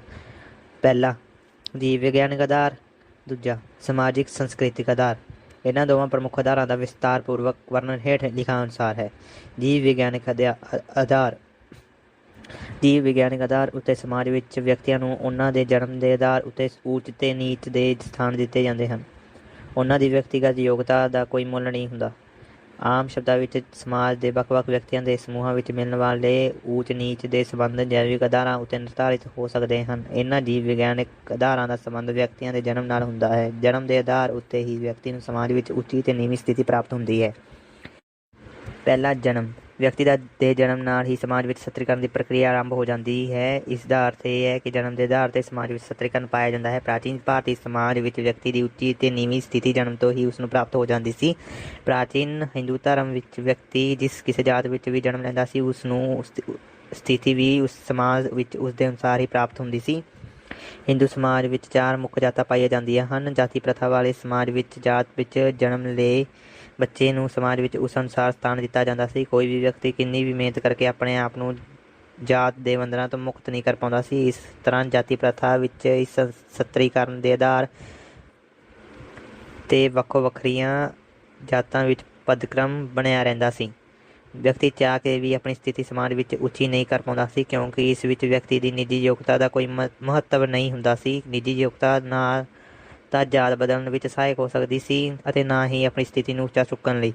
ਹੱਦ ਤੋਂ ਹੱਦ ਨਿੱਜੀ ਯੋਗਤਾ ਵਿਅਕਤੀ ਨੂੰ ਆਪਣੀ ਜਾਤੀ ਵਿੱਚ ਉੱਚਾ ਕਰ ਸਕਦੀ ਸੀ। ਆਪਣੀ ਜਾਤੀ ਵਿੱਚ ਉੱਚਾ ਹੋਣ ਦੇ ਬਾਵਜੂਦ ਵੀ ਉਹ ਆਪਣੇ ਤੋਂ ਉੱਪਰਲੀ ਜਾਤੀ ਤੋਂ ਨੀਵਾਂ ਹੀ ਰਹਿੰਦਾ ਸੀ। ਜਾਤ ਸਤਰੀਕਰਨ ਵਿੱਚ ਵਿਅਕਤੀ ਦੀ ਸਮਾਜਿਕ ਸਥਿਤੀ ਉਹਨਾਂ ਦੀ ਯੋਗਤਾ ਉੱਪਰ ਨਿਰਧਾਰਿਤ ਨਹੀਂ ਹੁੰਦੀ ਸੀ, ਬਲਕਿ ਵਿਅਕਤੀ ਦੇ ਜਨਮ ਦੇ ਆਧਾਰ ਉੱਤੇ ਆਧਾਰਿਤ ਹੁੰਦੀ ਸੀ। ਅੱਜ ਦੇ ਪੇਂਡੂ ਜਾਤ ਸਮਾਜਾਂ ਵਿੱਚ ਜਾਤ ਦੇ ਆਧਾਰ ਉੱਤੇ ਸਤਰੀਕ੍ਰਿਤ ਜੀਵਨ ਮਿਲਦਾ ਹੈ।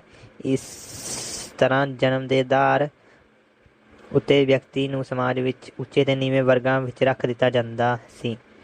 ਦੂਜਾ, ਉਮਰ। ਵਿਅਕਤੀ ਦੀ ਉਮਰ ਦੇ ਆਧਾਰ ਉੱਤੇ ਵੀ ਸਮਾਜ ਵਿੱਚ ਸਤਰੀਕਰਨ ਪਾਇਆ ਜਾਂਦਾ ਹੈ। ਉਮਰ ਦੇ ਆਧਾਰ 'ਤੇ ਪ੍ਰਸਿੱਧ ਸਮਾਜ ਵਿਗਿਆਨੀ ਹੈਰੀ ਜੌਨਸਨ ਨੇ ਵਿਅਕਤੀ ਨੂੰ 4 ਮੁੱਖ ਅਵਸਥਾਵਾਂ ਬਾਲ ਅਵਸਥਾ, ਕਿਸ਼ੋਰ ਅਵਸਥਾ ਤੇ ਜਵਾਨ ਅਵਸਥਾ, ਬਜ਼ੁਰਗ ਅਵਸਥਾ ਵਿੱਚ ਸਤਰੀਕ੍ਰਿਤ ਕੀਤਾ ਹੈ।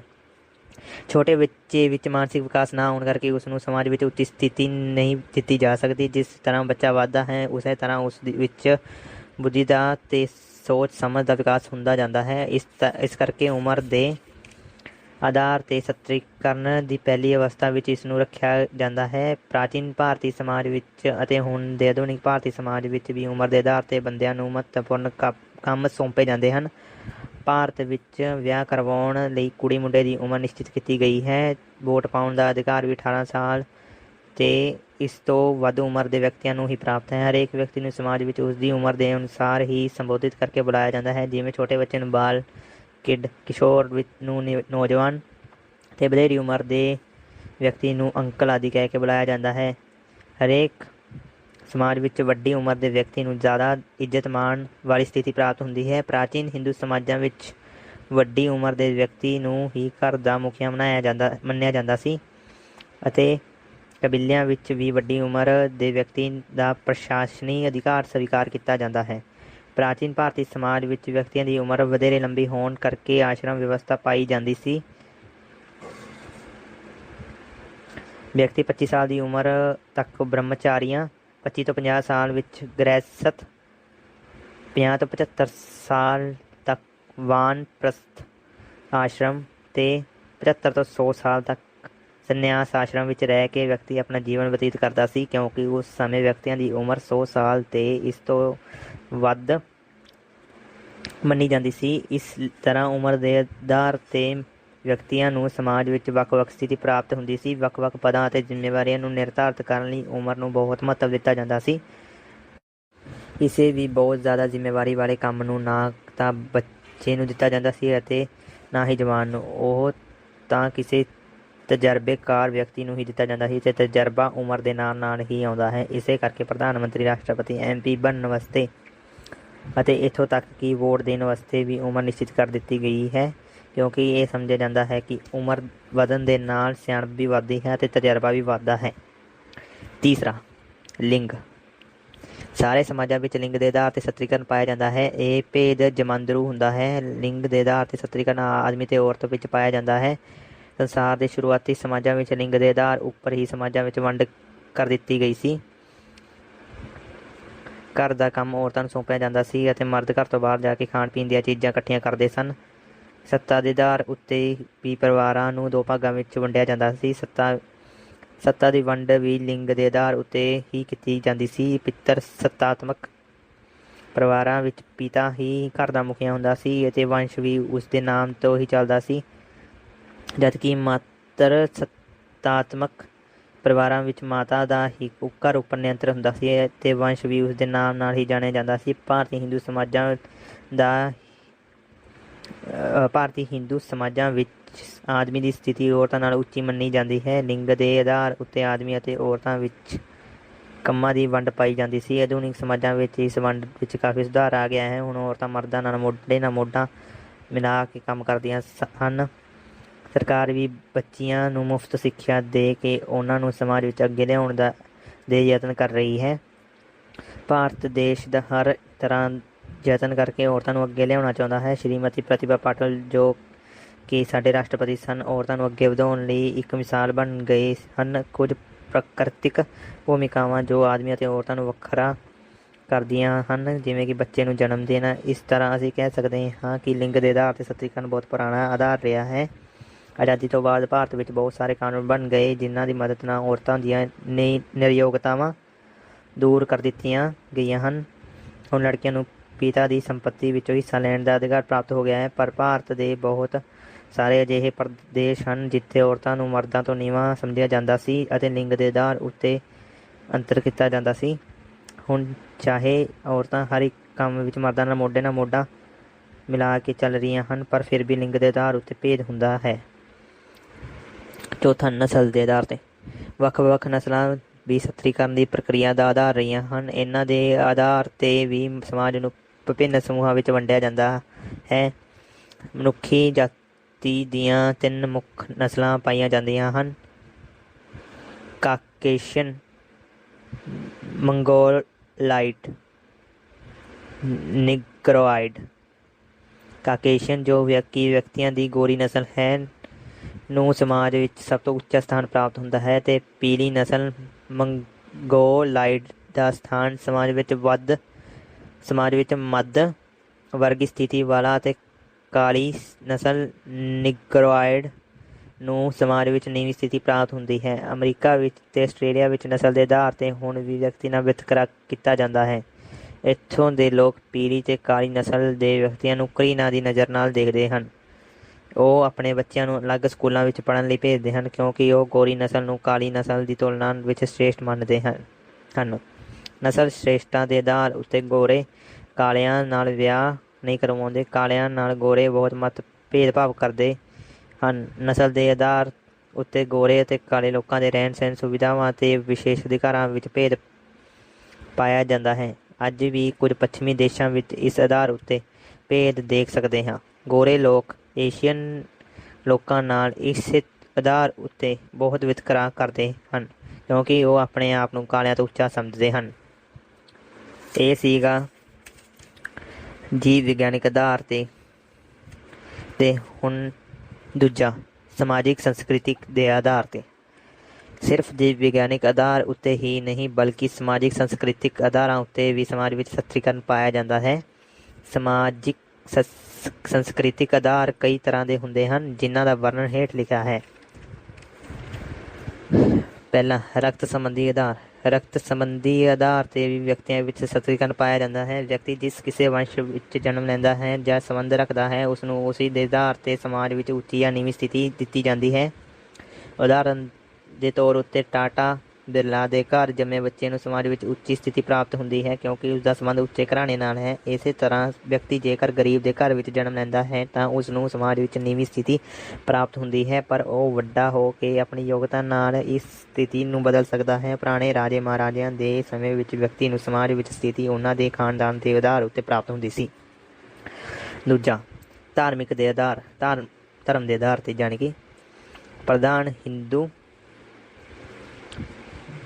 ਪ੍ਰਾਚੀਨ ਹਿੰਦੂ ਭਾਰਤੀ ਸਮਾਜਾਂ ਵਿੱਚ ਧਰਮ ਦੇ ਆਧਾਰ 'ਤੇ ਸਮਾਜ ਵਿੱਚ ਸਤਰੀਕਰਨ ਪਾਇਆ ਜਾਂਦਾ ਸੀ। ਇਸ ਸਤਰੀਕਰਨ ਵਿੱਚ ਬ੍ਰਾਹਮਣ ਨੂੰ ਸਭ ਤੋਂ ਉੱਚੀ ਸਥਿਤੀ ਪ੍ਰਾਪਤ ਹੁੰਦੀ ਸੀ, ਕਿਉਂਕਿ ਉਸਦਾ ਕੰਮ ਧਾਰਮਿਕ ਗ੍ਰੰਥਾਂ ਤੋਂ ਗਿਆਨ ਪ੍ਰਾਪਤ ਕਰਕੇ ਉਸ ਨੂੰ ਅੱਗੇ ਪਹੁੰਚਾਉਣਾ ਹੁੰਦਾ ਸੀ। ਭਾਰਤ ਦੇ ਧਰਮ ਨਿਰਪੱਖ ਦੇਸ਼ ਹੋਣ ਕਰਕੇ ਇਸ ਵਿੱਚ ਅਨੇਕਾਂ ਧਰਮਾਂ ਦੇ ਲੋਕ ਵੱਸਦੇ ਹਨ। ਹਰੇਕ ਧਰਮ ਆਪਣੇ ਧਰਮ ਨੂੰ ਦੂਜੇ ਧਰਮ ਨਾਲੋਂ ਸ਼੍ਰੇਸ਼ਟ ਸਮਝਦਾ ਹੈ ਅਤੇ ਆਪਣੇ ਧਰਮ ਨਾਲ ਜੁੜੇ ਹੋਏ ਵਿਅਕਤੀਆਂ ਦਾ ਪੂਰਨ ਸਹਿਯੋਗ ਕਰਦਾ ਹੈ। ਹਰੇਕ ਧਰਮ ਦੇ ਵਿਅਕਤੀ ਇਹ ਕਹਿੰਦੇ ਹਨ ਕਿ ਉਹਨਾਂ ਦਾ ਧਰਮ ਹੋਰਨਾਂ ਧਰਮਾਂ ਨਾਲੋਂ ਵਧੀਆ ਹੈ। ਇੱਕ ਧਰਮ ਜਿਸ ਦੇ ਮੈਂਬਰ ਦੀ ਗਿਣਤੀ ਜ਼ਿਆਦਾ ਹੈ, ਪੱਕੇ ਤੌਰ 'ਤੇ ਦੂਜੇ ਧਰਮ ਨਾਲੋਂ ਉੱਚਾ ਕਹਾਇਆ ਜਾਵੇਗਾ ਜਿਸ ਦੇ ਮੈਂਬਰਾਂ ਦੀ ਗਿਣਤੀ ਘੱਟ ਹੈ। ਇਸ ਤਰ੍ਹਾਂ ਧਰਮ ਦੇ ਆਧਾਰ 'ਤੇ ਵੀ ਸਤਰੀਕਰਨ ਪਾਇਆ ਜਾਂਦਾ ਹੈ। ਤੀਜਾ, ਰਾਜਨੀਤਿਕ ਆਧਾਰ 'ਤੇ। ਜਿੱਥੇ ਵੀ ਸਮਾਜ ਵਿੱਚ ਹੋਂਦ ਹੈ, ਉੱਥੇ ਰਾਜਨੀਤੀ ਸਭ ਤੋਂ ਪਹਿਲਾਂ ਪਾਈ ਜਾਂਦੀ ਹੈ। ਇਸ ਲਈ ਸਮਾਜਿਕ ਸਤਰੀਕਰਨ ਦਾ ਇਹ ਮਹੱਤਵਪੂਰਨ ਭਾਗ ਹੈ। ਹਰ ਸਮਾਜ ਵਿੱਚ ਰਾਜਨੀਤਿਕ ਆਧਾਰਾਂ ਉੱਤੇ ਸਤਰੀਕਰਨ ਪਾਇਆ ਜਾਂਦਾ ਹੈ। ਜਿਵੇਂ ਭਾਰਤ ਵਿੱਚ ਲੋਕਤੰਤਰ ਦੀ ਸਰਕਾਰ ਹੈ ਅਤੇ ਸਾਰੀ ਰਾਜਨੀਤਿਕ ਚਲਾਉਣ ਦੀ ਮੁੱਖ ਸ਼ਕਤੀ ਰਾਸ਼ਟਰਪਤੀ ਕੋਲ ਹੁੰਦੀ ਹੈ, ਅਤੇ ਇਸ ਆਧਾਰ ਉੱਪਰ ਉਸਦੀ ਸਥਿਤੀ ਸਮਾਜ ਵਿੱਚ ਸਭ ਤੋਂ ਉੱਚੀ ਹੁੰਦੀ ਹੈ ਅਤੇ ਉਪ ਰਾਸ਼ਟਰਪਤੀ ਅਤੇ ਦੂਜੇ ਮੰਤਰੀਆਂ ਦੀ ਸਥਿਤੀ ਉਸ ਤੋਂ ਨੀਵੀਂ। ਰਾਜਨੀਤਿਕ ਆਧਾਰ ਉੱਪਰ ਸਮਾਜ ਦੋ ਵਰਗਾਂ ਸ਼ਾਸਕ ਵਰਗ ਤੇ ਸ਼ਾਸਿਤ ਵਰਗ ਵਿੱਚ ਵੰਡਿਆ ਜਾਂਦਾ ਹੈ। ਸ਼ਾਸਕ ਵਰਗ ਦੇ ਹੱਥ ਵਿੱਚ ਸਾਰੀਆਂ ਪ੍ਰਸ਼ਾਸਨਿਕ ਸ਼ਕਤੀਆਂ ਹੋਣ ਕਰਕੇ ਉਹਨਾਂ ਦੀ ਸਥਿਤੀ ਸ਼ਾਸਿਤ ਵਰਗ ਤੋਂ ਉੱਚੀ ਹੁੰਦੀ ਹੈ। ਇਸੇ ਤਰ੍ਹਾਂ ਪ੍ਰਾਚੀਨ ਕਬਾਇਲੀ ਸਮਾਜਾਂ ਵਿੱਚ ਹਰ ਇੱਕ ਕਬੀਲੇ ਦਾ ਇੱਕ ਮੁਖੀਆ ਹੁੰਦਾ ਸੀ, ਜੋ ਸਾਰੇ ਕਬੀਲੇ ਦੀਆਂ ਸਮੱਸਿਆਵਾਂ, ਲੜਾਈ ਝਗੜੇ ਆਦਿ ਦੇ ਫੈਸਲੇ ਕਰਦਾ ਸੀ ਅਤੇ ਉਸ ਦੀ ਆਗਿਆ ਦਾ ਪਾਲਣ ਸਾਰੇ ਕਬੀਲੇ ਦੇ ਮੈਂਬਰ ਕਰਦੇ ਸਨ। ਉਸ ਦੀ ਸਥਿਤੀ ਕਬੀਲੇ ਵਿੱਚ ਸਭ ਤੋਂ ਉੱਚੀ ਮੰਨੀ ਜਾਂਦੀ ਸੀ ਅਤੇ ਬਾਕੀ ਸਭ ਦੀ ਨੀਵੀਂ। ਪਰਿਵਾਰਾਂ ਵਿੱਚ ਵੀ ਰਾਜਨੀਤੀ ਅਕਸਰ ਪਾਈ ਜਾਂਦੀ ਰਹੀ ਹੈ। ਪਿਤਾ ਦੀ ਸਥਿਤੀ ਸਭ ਤੋਂ ਉੱਚੀ ਹੁੰਦੀ ਹੈ। ਦੇਸ਼ ਦੇ ਪ੍ਰਸ਼ਾਸਨ ਵਿੱਚ ਸਭ ਤੋਂ ਉੱਚੀ ਸਥਿਤੀ ਰਾਸ਼ਟਰਪਤੀ ਦੀ ਹੁੰਦੀ ਹੈ। ਫਿਰ ਉਪ ਰਾਸ਼ਟਰਪਤੀ, ਪ੍ਰਧਾਨ ਮੰਤਰੀ, ਕੈਬਨਿਟ ਮੰਤਰੀ, ਰਾਜ ਮੰਤਰੀ, ਉਪ ਮੰਤਰੀ ਆਦਿ ਦੀ ਵਾਰੀ ਆਉਂਦੀ ਹੈ। ਹਰੇਕ ਰਾਜਨੀਤਿਕ ਪਾਰਟੀ ਵਿੱਚ ਕੁਝ ਨੇਤਾ ਉੱਚੇ ਪਦ 'ਤੇ ਹੁੰਦੇ ਹਨ ਅਤੇ ਕੁਝ ਨੀਵੇਂ ਪਦ 'ਤੇ। ਕੁਝ ਨੇਤਾ ਰਾਸ਼ਟਰਪਤੀ ਪੱਧਰ 'ਤੇ ਹੁੰਦੇ ਹਨ ਅਤੇ ਕੁਝ ਪ੍ਰਦੇਸ਼ਿਕ ਪੱਧਰ 'ਤੇ। ਕੁਝ ਰਾਜਨੀਤਿਕ ਪਾਰਟੀਆਂ ਵੀ ਰਾਸ਼ਟਰੀ ਪੱਧਰ ਦੀਆਂ ਹੁੰਦੀਆਂ ਹਨ ਅਤੇ ਕੁਝ ਪ੍ਰਦੇਸ਼ਿਕ ਪੱਧਰ ਦੀਆਂ ਹੁੰਦੀਆਂ ਹਨ, ਪਰ ਉਸ ਪਾਰਟੀ ਦੀ ਸਥਿਤੀ ਸਭ ਤੋਂ ਉੱਚੀ ਹੋਵੇਗੀ ਜਿਸ ਦੇ ਹੱਥ ਵਿੱਚ ਰਾਜਨੀਤਿਕ ਸੱਤਾ ਹੁੰਦੀ ਹੈ, ਅਤੇ ਉਸ ਪਾਰਟੀ ਦੀ ਸਥਿਤੀ ਨੀਵੀਂ ਰਹੇਗੀ ਜਿਸ ਕੋਲ ਸੱਤਾ ਨਹੀਂ ਹੁੰਦੀ। ਉਦਾਹਰਨ ਦੇ ਤੌਰ 'ਤੇ ਅੱਜ ਕੇਂਦਰ ਵਿੱਚ ਭਾਜਪਾ ਦੀ ਸਰਕਾਰ ਹੋਣ ਕਰਕੇ ਉਸਦੀ ਸਥਿਤੀ ਉੱਚੀ ਹੈ ਅਤੇ ਕਾਂਗਰਸ ਦੀ ਸਥਿਤੀ ਨੀਵੀਂ, ਕਿਉਂਕਿ ਉਸ ਕੋਲ ਸੱਤਾ ਨਹੀਂ ਹੈ। ਇਸ ਤਰ੍ਹਾਂ ਅਸੀਂ ਕਹਿ ਸਕਦੇ ਹਾਂ ਕਿ ਜਿਵੇਂ ਜਿਵੇਂ ਸਮਾਜ ਵਿੱਚ ਰਾਜਨੀਤੀ ਸੰਗਠਨ ਦਾ ਵਿਸਤਾਰ ਹੁੰਦਾ ਜਾਂਦਾ ਹੈ ਅਤੇ ਤਿਵੇਂ ਤਿਵੇਂ ਸਮਾਜ ਗੁੰਝਲਦਾਰ ਹੁੰਦੇ ਜਾਂਦੇ ਹਨ। ਰਾਜਨੀਤਿਕ ਸੰਗਠਨ ਵਿੱਚ ਕਿਸੇ ਤਰ੍ਹਾਂ ਦੇ ਪਰਿਵਰਤਨ ਆਉਣ ਦੇ ਨਾਲ ਹੀ ਰਾਜਨੀਤਿਕ ਸਤਰੀਕਰਨ ਵਿੱਚ ਵੀ ਪਰਿਵਰਤਨ ਹੁੰਦਾ ਰਹਿੰਦਾ ਹੈ। ਚੌਥਾ, ਕਿੱਤੇ ਦੇ ਆਧਾਰ 'ਤੇ। ਸਾਰੇ ਸਮਾਜਾਂ ਵਿੱਚ ਕਿੱਤੇ ਦੇ ਆਧਾਰ ਉੱਪਰ ਵੱਖਰੇ ਵੱਖਰੇ ਭਾਗਾਂ ਵਿੱਚ ਵੰਡੇ ਹੋਏ ਹਨ। ਹਰੇਕ ਸਮਾਜ ਵਿੱਚ ਕੁਝ ਕਿੱਤੇ ਵੱਧ ਮਹੱਤਵਪੂਰਨ ਅਤੇ ਕੁਝ ਕਿੱਤੇ ਘੱਟ ਮਹੱਤਵਪੂਰਨ ਮੰਨੇ ਜਾਂਦੇ ਹਨ। ਭਾਰਤੀ ਵਰਨ ਵਿਵਸਥਾ ਵਿੱਚ ਸਮਾਜ ਵਿੱਚ ਕਿੱਤੇ ਦੇ ਆਧਾਰ ਉੱਪਰ ਸਤਰੀਕ੍ਰਿਤ ਕੀਤਾ ਗਿਆ ਸੀ। ਵਿਅਕਤੀ ਜਿਸ ਕਿਸੇ ਕਿੱਤੇ ਨੂੰ ਕਰਨ ਲੱਗ ਜਾਂਦਾ ਸੀ, ਉਸਦੀ ਸਥਿਤੀ ਉਸੇ ਅਨੁਸਾਰ ਉੱਚੀ ਜਾਂ ਨੀਵੀਂ ਹੋ ਜਾਂਦੀ ਸੀ। ਇਸ ਵਿਵਸਥਾ ਵਿੱਚ ਜੇਕਰ ਵਿਅਕਤੀ ਧਾਰਮਿਕ ਗ੍ਰੰਥਾਂ ਨੂੰ ਪੜ੍ਹ ਕੇ ਲੋਕਾਂ ਨੂੰ ਸਿੱਖਿਆ ਦੇਣ ਦਾ ਕੰਮ ਕਰਦਾ ਸੀ ਤਾਂ ਉਸਨੂੰ ਬ੍ਰਾਹਮਣ ਵਰਨ ਵਿੱਚ ਸ਼ਾਮਲ ਕਰ ਲਿਆ ਜਾਂਦਾ ਸੀ ਅਤੇ ਉਸਦੀ ਸਥਿਤੀ ਉੱਚੀ ਮੰਨੀ ਜਾਂਦੀ ਸੀ। ਹਰੇਕ ਵਿਅਕਤੀ ਨੂੰ ਕੋਈ ਵੀ ਕਿੱਤਾ ਅਪਣਾਉਣ ਦੀ ਪੂਰੀ ਖੁੱਲ੍ਹ ਹੁੰਦੀ ਸੀ। ਆਧੁਨਿਕ ਸਮਾਜ ਵਿੱਚ ਵਿਅਕਤੀ ਆਪਣੀ ਯੋਗਤਾ ਅਨੁਸਾਰ ਹੀ ਕਿੱਤਾ ਅਪਣਾਉਂਦਾ ਹੈ। ਜੇਕਰ ਉਸ ਕੋਲ ਵਧੇਰੇ ਯੋਗਤਾ ਹੁੰਦੀ ਹੈ ਤਾਂ ਉਹ ਡਾਕਟਰ, ਇੰਜੀਨੀਅਰ, ਪ੍ਰੋਫੈਸਰ ਆਦਿ ਦੇ ਕਿੱਤੇ ਨੂੰ ਅਪਣਾਉਂਦਾ ਹੈ। ਇਹਨਾਂ ਕਿੱਤਿਆਂ ਨੂੰ ਕਲਰਕ, ਸੁਪਰੀਡੈਂਟ ਆਦਿ ਕਿੱਤਿਆਂ ਤੋਂ ਉੱਚਾ ਮੰਨਿਆ ਜਾਂਦਾ ਹੈ। ਇਸ ਲਈ ਵਿਅਕਤੀ ਦੀ ਸਥਿਤੀ ਵੀ ਸਮਾਜ ਵਿੱਚ ਉੱਚੀ ਹੋ ਜਾਂਦੀ ਹੈ। ਸਮਾਜ ਵਿੱਚ ਉਹਨਾਂ ਕਿੱਤਿਆਂ ਨੂੰ ਵਧੇਰੇ ਮੰਨਿਆ ਜਾਂਦਾ ਹੈ ਜੋ ਸਮਾਜ ਵਿੱਚ ਨਿਯੰਤਰਣ ਰੱਖਦੇ ਹਨ। ਜਿਵੇਂ ਮੁੱਖ ਮੰਤਰੀ ਦੀ ਸਥਿਤੀ ਸਮਾਜ ਵਿੱਚ ਮਹੱਤਵਪੂਰਨ ਮੰਨੀ ਜਾਂਦੀ ਹੈ ਕਿਉਂਕਿ ਉਹ ਰਾਜ ਉੱਪਰ ਪੂਰਾ ਨਿਯੰਤਰਣ ਰੱਖਦਾ ਹੈ। ਚਾਹੇ ਪੁਰਾਣੇ ਸਮਾਜਾਂ ਵਿੱਚ ਕਿੱਤੇ ਵੀ ਜਾਤ ਉੱਤੇ ਆਧਾਰਿਤ ਹੁੰਦੇ ਸਨ ਅਤੇ ਵਿਅਕਤੀ ਦੀ ਸਥਿਤੀ ਜਾਤ ਦੇ ਅਨੁਸਾਰ ਨਿਰਧਾਰਿਤ ਹੁੰਦੀ ਸੀ, ਪਰ ਆਧੁਨਿਕ ਸਮਾਜਾਂ ਵਿੱਚ ਜਾਤਾਂ ਦੀ ਥਾਂ 'ਤੇ ਪੇਸ਼ੇ ਨੂੰ ਮਹੱਤਵਪੂਰਨ ਸਥਾਨ ਪ੍ਰਾਪਤ ਹੈ। ਇੱਕ IAS ਅਫਸਰ ਦੀ ਸਥਿਤੀ ਪੱਕੇ ਤੌਰ 'ਤੇ ਇੱਕ ਚਪੜਾਸੀ ਦੀ ਨਾਲੋਂ ਉੱਚੀ ਹੋਵੇਗੀ। ਉਸੇ ਤਰ੍ਹਾਂ ਅਫਸਰਾਂ, ਮਜਿਸਟ੍ਰੇਟਾਂ ਆਦਿ ਦਾ ਪੇਸ਼ਾ ਅਤੇ ਨਾਮ ਇੱਕ ਹੋਣ ਦੇ ਬਾਵਜੂਦ ਵੀ ਉਹਨਾਂ ਦਾ ਸਤਰ ਸਮਾਨ ਨਹੀਂ ਹੈ। ਸੰਖੇਪ ਵਿੱਚ ਵੱਖ ਵੱਖ ਕੰਮਾਂ ਜਾਂ ਪੇਸ਼ਿਆਂ ਦੇ ਆਧਾਰ ਉੱਤੇ ਸਮਾਜ ਵਿੱਚ ਸਤਰੀਕਰਨ ਹੁੰਦਾ ਹੈ। ਉਦਾਹਰਨ ਦੇ ਤੌਰ 'ਤੇ ਚਾਹੇ ਕੋਈ ਵੇਸ਼ਵਾ ਜਿੰਨਾ ਮਰਜ਼ੀ ਪੈਸਾ ਕਮਾ ਲਵੇ, ਉਸਦੇ ਕੰਮ ਦੇ ਆਧਾਰ ਉੱਤੇ ਸਮਾਜ ਵਿੱਚ ਉਸਦਾ ਸਥਾਨ ਹਮੇਸ਼ਾ ਹੀ ਨੀਵਾਂ ਰਹੇਗਾ। ਪੰਜਵਾਂ, ਸਿੱਖਿਆ ਦੇ ਆਧਾਰ 'ਤੇ। ਸਿੱਖਿਆ ਦੇ ਆਧਾਰ ਉੱਪਰ ਸਮਾਜ ਨੂੰ ਦੋ ਵਰਗਾਂ ਵਿੱਚ ਵੰਡਿਆ ਜਾ ਸਕਦਾ ਹੈ, ਇੱਕ ਪੜ੍ਹੇ ਲਿਖੇ ਲੋਕਾਂ ਦਾ ਵਰਗ ਅਤੇ ਦੂਸਰੇ ਅਨਪੜ੍ਹਾਂ ਦਾ ਵਰਗ। ਪੜ੍ਹੇ ਲਿਖੇ ਲੋਕਾਂ ਨੂੰ ਸਮਾਜ ਵਿੱਚ ਉੱਚੀ ਸਥਿਤੀ ਪ੍ਰਾਪਤ ਹੁੰਦੀ ਹੈ, ਜਦਕਿ ਅਨਪੜ੍ਹ ਵਰਗ ਦੇ ਲੋਕਾਂ ਨੂੰ ਉਹਨਾਂ ਦੇ ਮੁਕਾਬਲੇ ਨੀਵੀਂ। ਅਨਪੜ੍ਹ ਵਿਅਕਤੀ ਸਿੱਖਿਆ ਪ੍ਰਾਪਤ ਕਰਕੇ ਉੱਚ ਵਰਗ ਵਿੱਚ ਸ਼ਾਮਲ ਹੋ ਸਕਦੇ ਹਨ ਕਿਉਂਕਿ ਸਮਾਜ ਵਿੱਚ ਪੜ੍ਹੇ ਲਿਖੇ ਵਿਅਕਤੀਆਂ ਨੂੰ ਇੱਜ਼ਤ ਅਤੇ ਸਨਮਾਨ ਅਨਪੜ੍ਹ ਨਾਲੋਂ ਜ਼ਿਆਦਾ ਹੁੰਦਾ ਹੈ। ਹੁਣ ਇੱਕ ਪ੍ਰੋਫੈਸਰ ਦੀ ਸਥਿਤੀ ਜਿਸ ਨੇ ਕਿ PhD ਕੀਤੀ ਹੈ, ਪੱਕੇ ਤੌਰ ਉੱਤੇ ਮੈਟ੍ਰਿਕ ਪਾਸ ਵਿਅਕਤੀ ਤੋਂ ਉੱਚੀ ਹੋਵੇਗੀ। ਇੱਕ ਇੰਜੀਨੀਅਰ, ਡਾਕਟਰ, ਅਧਿਆਪਕ ਦੀ ਸਥਿਤੀ ਚਪੜਾਸੀ ਨਾਲੋਂ ਉੱਚੀ ਹੋਵੇਗੀ ਕਿਉਂਕਿ ਉਹਨਾਂ ਨੇ ਚਪੜਾਸੀ ਤੋਂ ਜ਼ਿਆਦਾ ਪੜ੍ਹਾਈ ਕੀਤੀ ਹੁੰਦੀ ਹੈ। ਇਸੇ ਤਰ੍ਹਾਂ ਇੱਕ ਵਪਾਰੀ ਜਿਸ ਕੋਲ ਬਹੁਤ ਪੈਸਾ ਹੈ ਅਤੇ ਉਸ ਦੀ ਇੱਕ ਮਹੀਨੇ ਦੀ ਆਮਦਨ ਘੱਟੋ ਘੱਟ 50 ਤੋਂ 60 ਹਜ਼ਾਰ ਹੈ, ਉਸ ਦੀ ਸਥਿਤੀ ਸਰਕਾਰੀ ਪਦ ਉੱਪਰ ਲੱਗੇ ਕਿਸੇ ਮੈਨੇਜਰ ਜਾਂ ਕਿਸੇ ਹੋਰ ਅਧਿਕਾਰੀ ਕੋਲੋਂ ਨੀਵੀਂ ਹੀ ਹੋਵੇਗੀ। ਪੜ੍ਹੇ ਲਿਖੇ ਵਿਅਕਤੀ ਦੀ ਚਾਹੇ ਉਹ ਅਮੀਰ ਹੈ ਚਾਹੇ ਗਰੀਬ, ਚਾਹੇ ਉਹ ਕਿਸੇ ਵੀ ਪਦਵੀ ਉੱਪਰ ਕਿਉਂ ਨਾ ਲੱਗਾ ਹੋਵੇ, ਨਿਸ਼ਚਿਤ ਹੀ ਉਸਦੀ ਸਥਿਤੀ ਇੱਕ ਅਨਪੜ੍ਹ ਰਾਜੇ ਨਾਲੋਂ ਵਧੇਰੇ ਉੱਚੀ ਮੰਨੀ ਜਾਂਦੀ ਹੈ। ਅਤੇ ਉਸ ਦੀ ਗਿਣਤੀ ਸਟੈਂਡਰਡ ਦੇ ਲੋਕਾਂ ਵਿੱਚ ਕੀਤੀ ਜਾਂਦੀ ਹੈ। ਇਸ ਤਰ੍ਹਾਂ ਸਿੱਖਿਆ ਦੇ ਆਧਾਰ ਉੱਤੇ ਸਮਾਜ ਵਿੱਚ ਸਤਰੀਕਰਨ ਪਾਇਆ ਜਾਂਦਾ ਹੈ। ਇਹ ਸਤਰੀਕਰਨ ਆਧੁਨਿਕ ਸਮਾਜਾਂ ਵਿੱਚ ਤਾਂ ਵਿਸ਼ੇਸ਼ ਤੌਰ ਉੱਤੇ ਪਾਇਆ ਜਾਂਦਾ ਹੈ। 6ਵਾਂ ਆਰਥਿਕ ਆਧਾਰ ਉੱਤੇ। ਪ੍ਰਸਿੱਧ ਸਮਾਜ ਵਿਗਿਆਨੀ ਕਾਰਲ ਮਾਰਕਸ ਨੇ ਸਮਾਜਿਕ ਸਤਰੀਕਰਨ ਦੇ ਲਈ ਸਮਾਜ ਵਿਚਲੇ ਆਰਥਿਕ ਹਾਲਾਤਾਂ ਨੂੰ ਮੁੱਖ ਆਧਾਰ ਮੰਨਿਆ ਹੈ। ਉਹਨਾਂ ਦੇ ਅਨੁਸਾਰ ਹਰੇਕ ਸਮਾਜ ਵਿੱਚ ਦੋ ਨਿਸ਼ਚਿਤ ਵਰਗ ਪਾਏ ਜਾਂਦੇ ਹਨ। ਇੱਕ ਵਰਗ ਉਹ ਜੋ ਉਤਪਾਦਨ ਦੇ ਸਾਧਨਾਂ ਦਾ ਮਾਲਕ ਹੁੰਦਾ ਹੈ ਅਤੇ ਦੂਸਰਾ ਵਰਗ ਉਹ ਜੋ ਉਤਪਾਦਨ ਦੇ ਸਾਧਨਾਂ ਤੋਂ ਵਾਂਝਾ ਹੁੰਦਾ ਹੈ। ਪਹਿਲੇ ਵਰਗ ਦੀ ਸਥਿਤੀ ਸਮਾਜ ਵਿੱਚ ਉੱਚੀ ਮੰਨੀ ਜਾਂਦੀ ਹੈ। ਇਹਨਾਂ ਨੂੰ ਪੂੰਜੀਪਤੀ ਵਰਗ ਕਿਹਾ ਜਾਂਦਾ ਹੈ। ਦੂਸਰੇ ਵਰਗ ਵਿੱਚ ਉਹ ਲੋਕ ਸ਼ਾਮਲ ਹੁੰਦੇ ਹਨ ਜੋ ਪਹਿਲੇ ਵਰਗ ਦੇ ਅਧੀਨ ਕੰਮ ਕਰਦੇ ਹਨ ਅਤੇ ਇਹਨਾਂ ਨੂੰ ਮਜ਼ਦੂਰ ਵਰਗ ਕਿਹਾ ਜਾਂਦਾ ਹੈ। ਇਹ ਪੂੰਜੀਪਤੀ ਵਰਗ ਮਜ਼ਦੂਰਾਂ ਦਾ ਸ਼ੋਸ਼ਣ ਕਰਕੇ ਆਪਣੀ ਸਥਿਤੀ ਨੂੰ ਦੂਸਰੇ ਪੂੰਜੀਪਤੀਆਂ ਤੋਂ ਹੋਰ ਵੀ ਉੱਪਰ ਉਠਾਉਣ ਦੀ ਕੋਸ਼ਿਸ਼ ਕਰਦੇ ਰਹਿੰਦੇ ਹਨ। ਪੈਸੇ ਦੇ ਆਧਾਰ 'ਤੇ ਵੀ ਸਮਾਜ ਨੂੰ ਤਿੰਨ ਵਰਗਾਂ ਵਿੱਚ ਵੰਡਿਆ ਗਿਆ ਹੈ: ਉੱਚਾ ਵਰਗ, ਮੱਧ ਵਰਗ, ਨੀਵਾਂ ਵਰਗ। ਇਹਨਾਂ ਤਿੰਨ ਵਰਗਾਂ ਵਿੱਚ ਸ਼੍ਰੇਸ਼ਟਤਾ ਅਤੇ ਹੀਨਤਾ ਵਾਲੇ ਸੰਬੰਧ ਅਕਸਰ ਪਾਏ ਜਾਂਦੇ ਹਨ। ਕੋਈ ਵੀ ਵਿਅਕਤੀ ਵੱਧ ਤੋਂ ਵੱਧ ਪੈਸਾ ਕਮਾ ਕੇ ਆਪਣੀ ਸਥਿਤੀ ਸਮਾਜ ਵਿੱਚ ਉੱਚੀ ਕਰ ਸਕਦਾ ਹੈ। ਆਰਥਿਕ ਖੇਤਰ ਵਿੱਚ ਵਿਅਕਤੀ ਦੀ ਤਰੱਕੀ ਜਾਂ ਗਿਰਾਵਟ ਸਤਰੀਕਰਨ ਦੀ ਪ੍ਰਕਿਰਿਆ ਨੂੰ ਪ੍ਰਭਾਵਿਤ ਕਰਦੇ ਰਹਿੰਦੇ ਹਨ। ਇਸੇ ਤਰ੍ਹਾਂ ਸਾਰੇ ਸਮਾਜਾਂ ਵਿੱਚ ਸੰਪੱਤੀ ਦਾ ਹੋਣਾ ਜਾਂ ਨਾ ਹੋਣਾ ਸਮਾਜ ਵਿੱਚ ਸਤਰੀਕਰਨ ਦਾ ਮੁੱਖ ਆਧਾਰ ਹੁੰਦਾ ਹੈ। ਜਿਸ ਕੋਲ ਜ਼ਿਆਦਾ ਸੰਪੱਤੀ ਹੁੰਦੀ ਹੈ ਉਸ ਦੀ ਸਥਿਤੀ ਪੱਕੇ ਤੌਰ ਉੱਤੇ ਸਮਾਜ ਵਿੱਚ ਉੱਚੀ ਹੋਵੇਗੀ ਅਤੇ ਜਿਸ ਕੋਲ ਸੰਪੱਤੀ ਨਹੀਂ ਹੈ ਉਸ ਦੀ ਸਥਿਤੀ ਨੀਵੀਂ ਹੋਵੇਗੀ। ਆਧੁਨਿਕ ਸਮਾਜ ਵਿੱਚ ਅਸੀਂ ਪੂੰਜੀਪਤੀ ਤੇ ਮਜ਼ਦੂਰ ਵਰਗਾਂ ਦੀ ਉਦਾਹਰਨ ਲੈ ਸਕਦੇ ਹਾਂ। ਸਮਾਜ ਉੱਚ, ਮੱਧ ਅਤੇ ਨੀਵਨ ਤਿੰਨ ਤਰ੍ਹਾਂ ਦੇ ਵਰਗਾਂ ਵਿੱਚ ਵੰਡਿਆ ਹੁੰਦਾ ਹੈ ਅਤੇ ਇਹ ਵਰਗ ਆਪਣੀ ਮੈਂਬਰਸ਼ਿਪ ਪ੍ਰਤੀ ਕਾਫੀ ਚੇਤਨ ਹੁੰਦੇ ਹਨ। ਇਹ ਕਿਸੇ ਨੀਵਨ ਵਰਗ ਦੇ ਵਿਅਕਤੀ ਦਾ ਉੱਚ ਵਰਗ ਵਿੱਚ ਆਉਣਾ ਪਸੰਦ ਨਹੀਂ ਕਰਦੇ। ਹਰੇਕ ਵਰਗ ਵਿੱਚ ਉਪ ਵਰਗ ਹੁੰਦੇ ਹਨ ਕਿਉਂਕਿ ਆਮਦਨੀ ਵਿੱਚ ਫਰਕ ਹੁੰਦਾ ਹੈ। ਇੱਕ ਲੱਖਪਤੀ ਵੀ ਅਮੀਰ ਹੈ ਅਤੇ ਇੱਕ ਕਰੋੜਪਤੀ ਵੀ, ਪਰ ਕਰੋੜਪਤੀ ਦੀ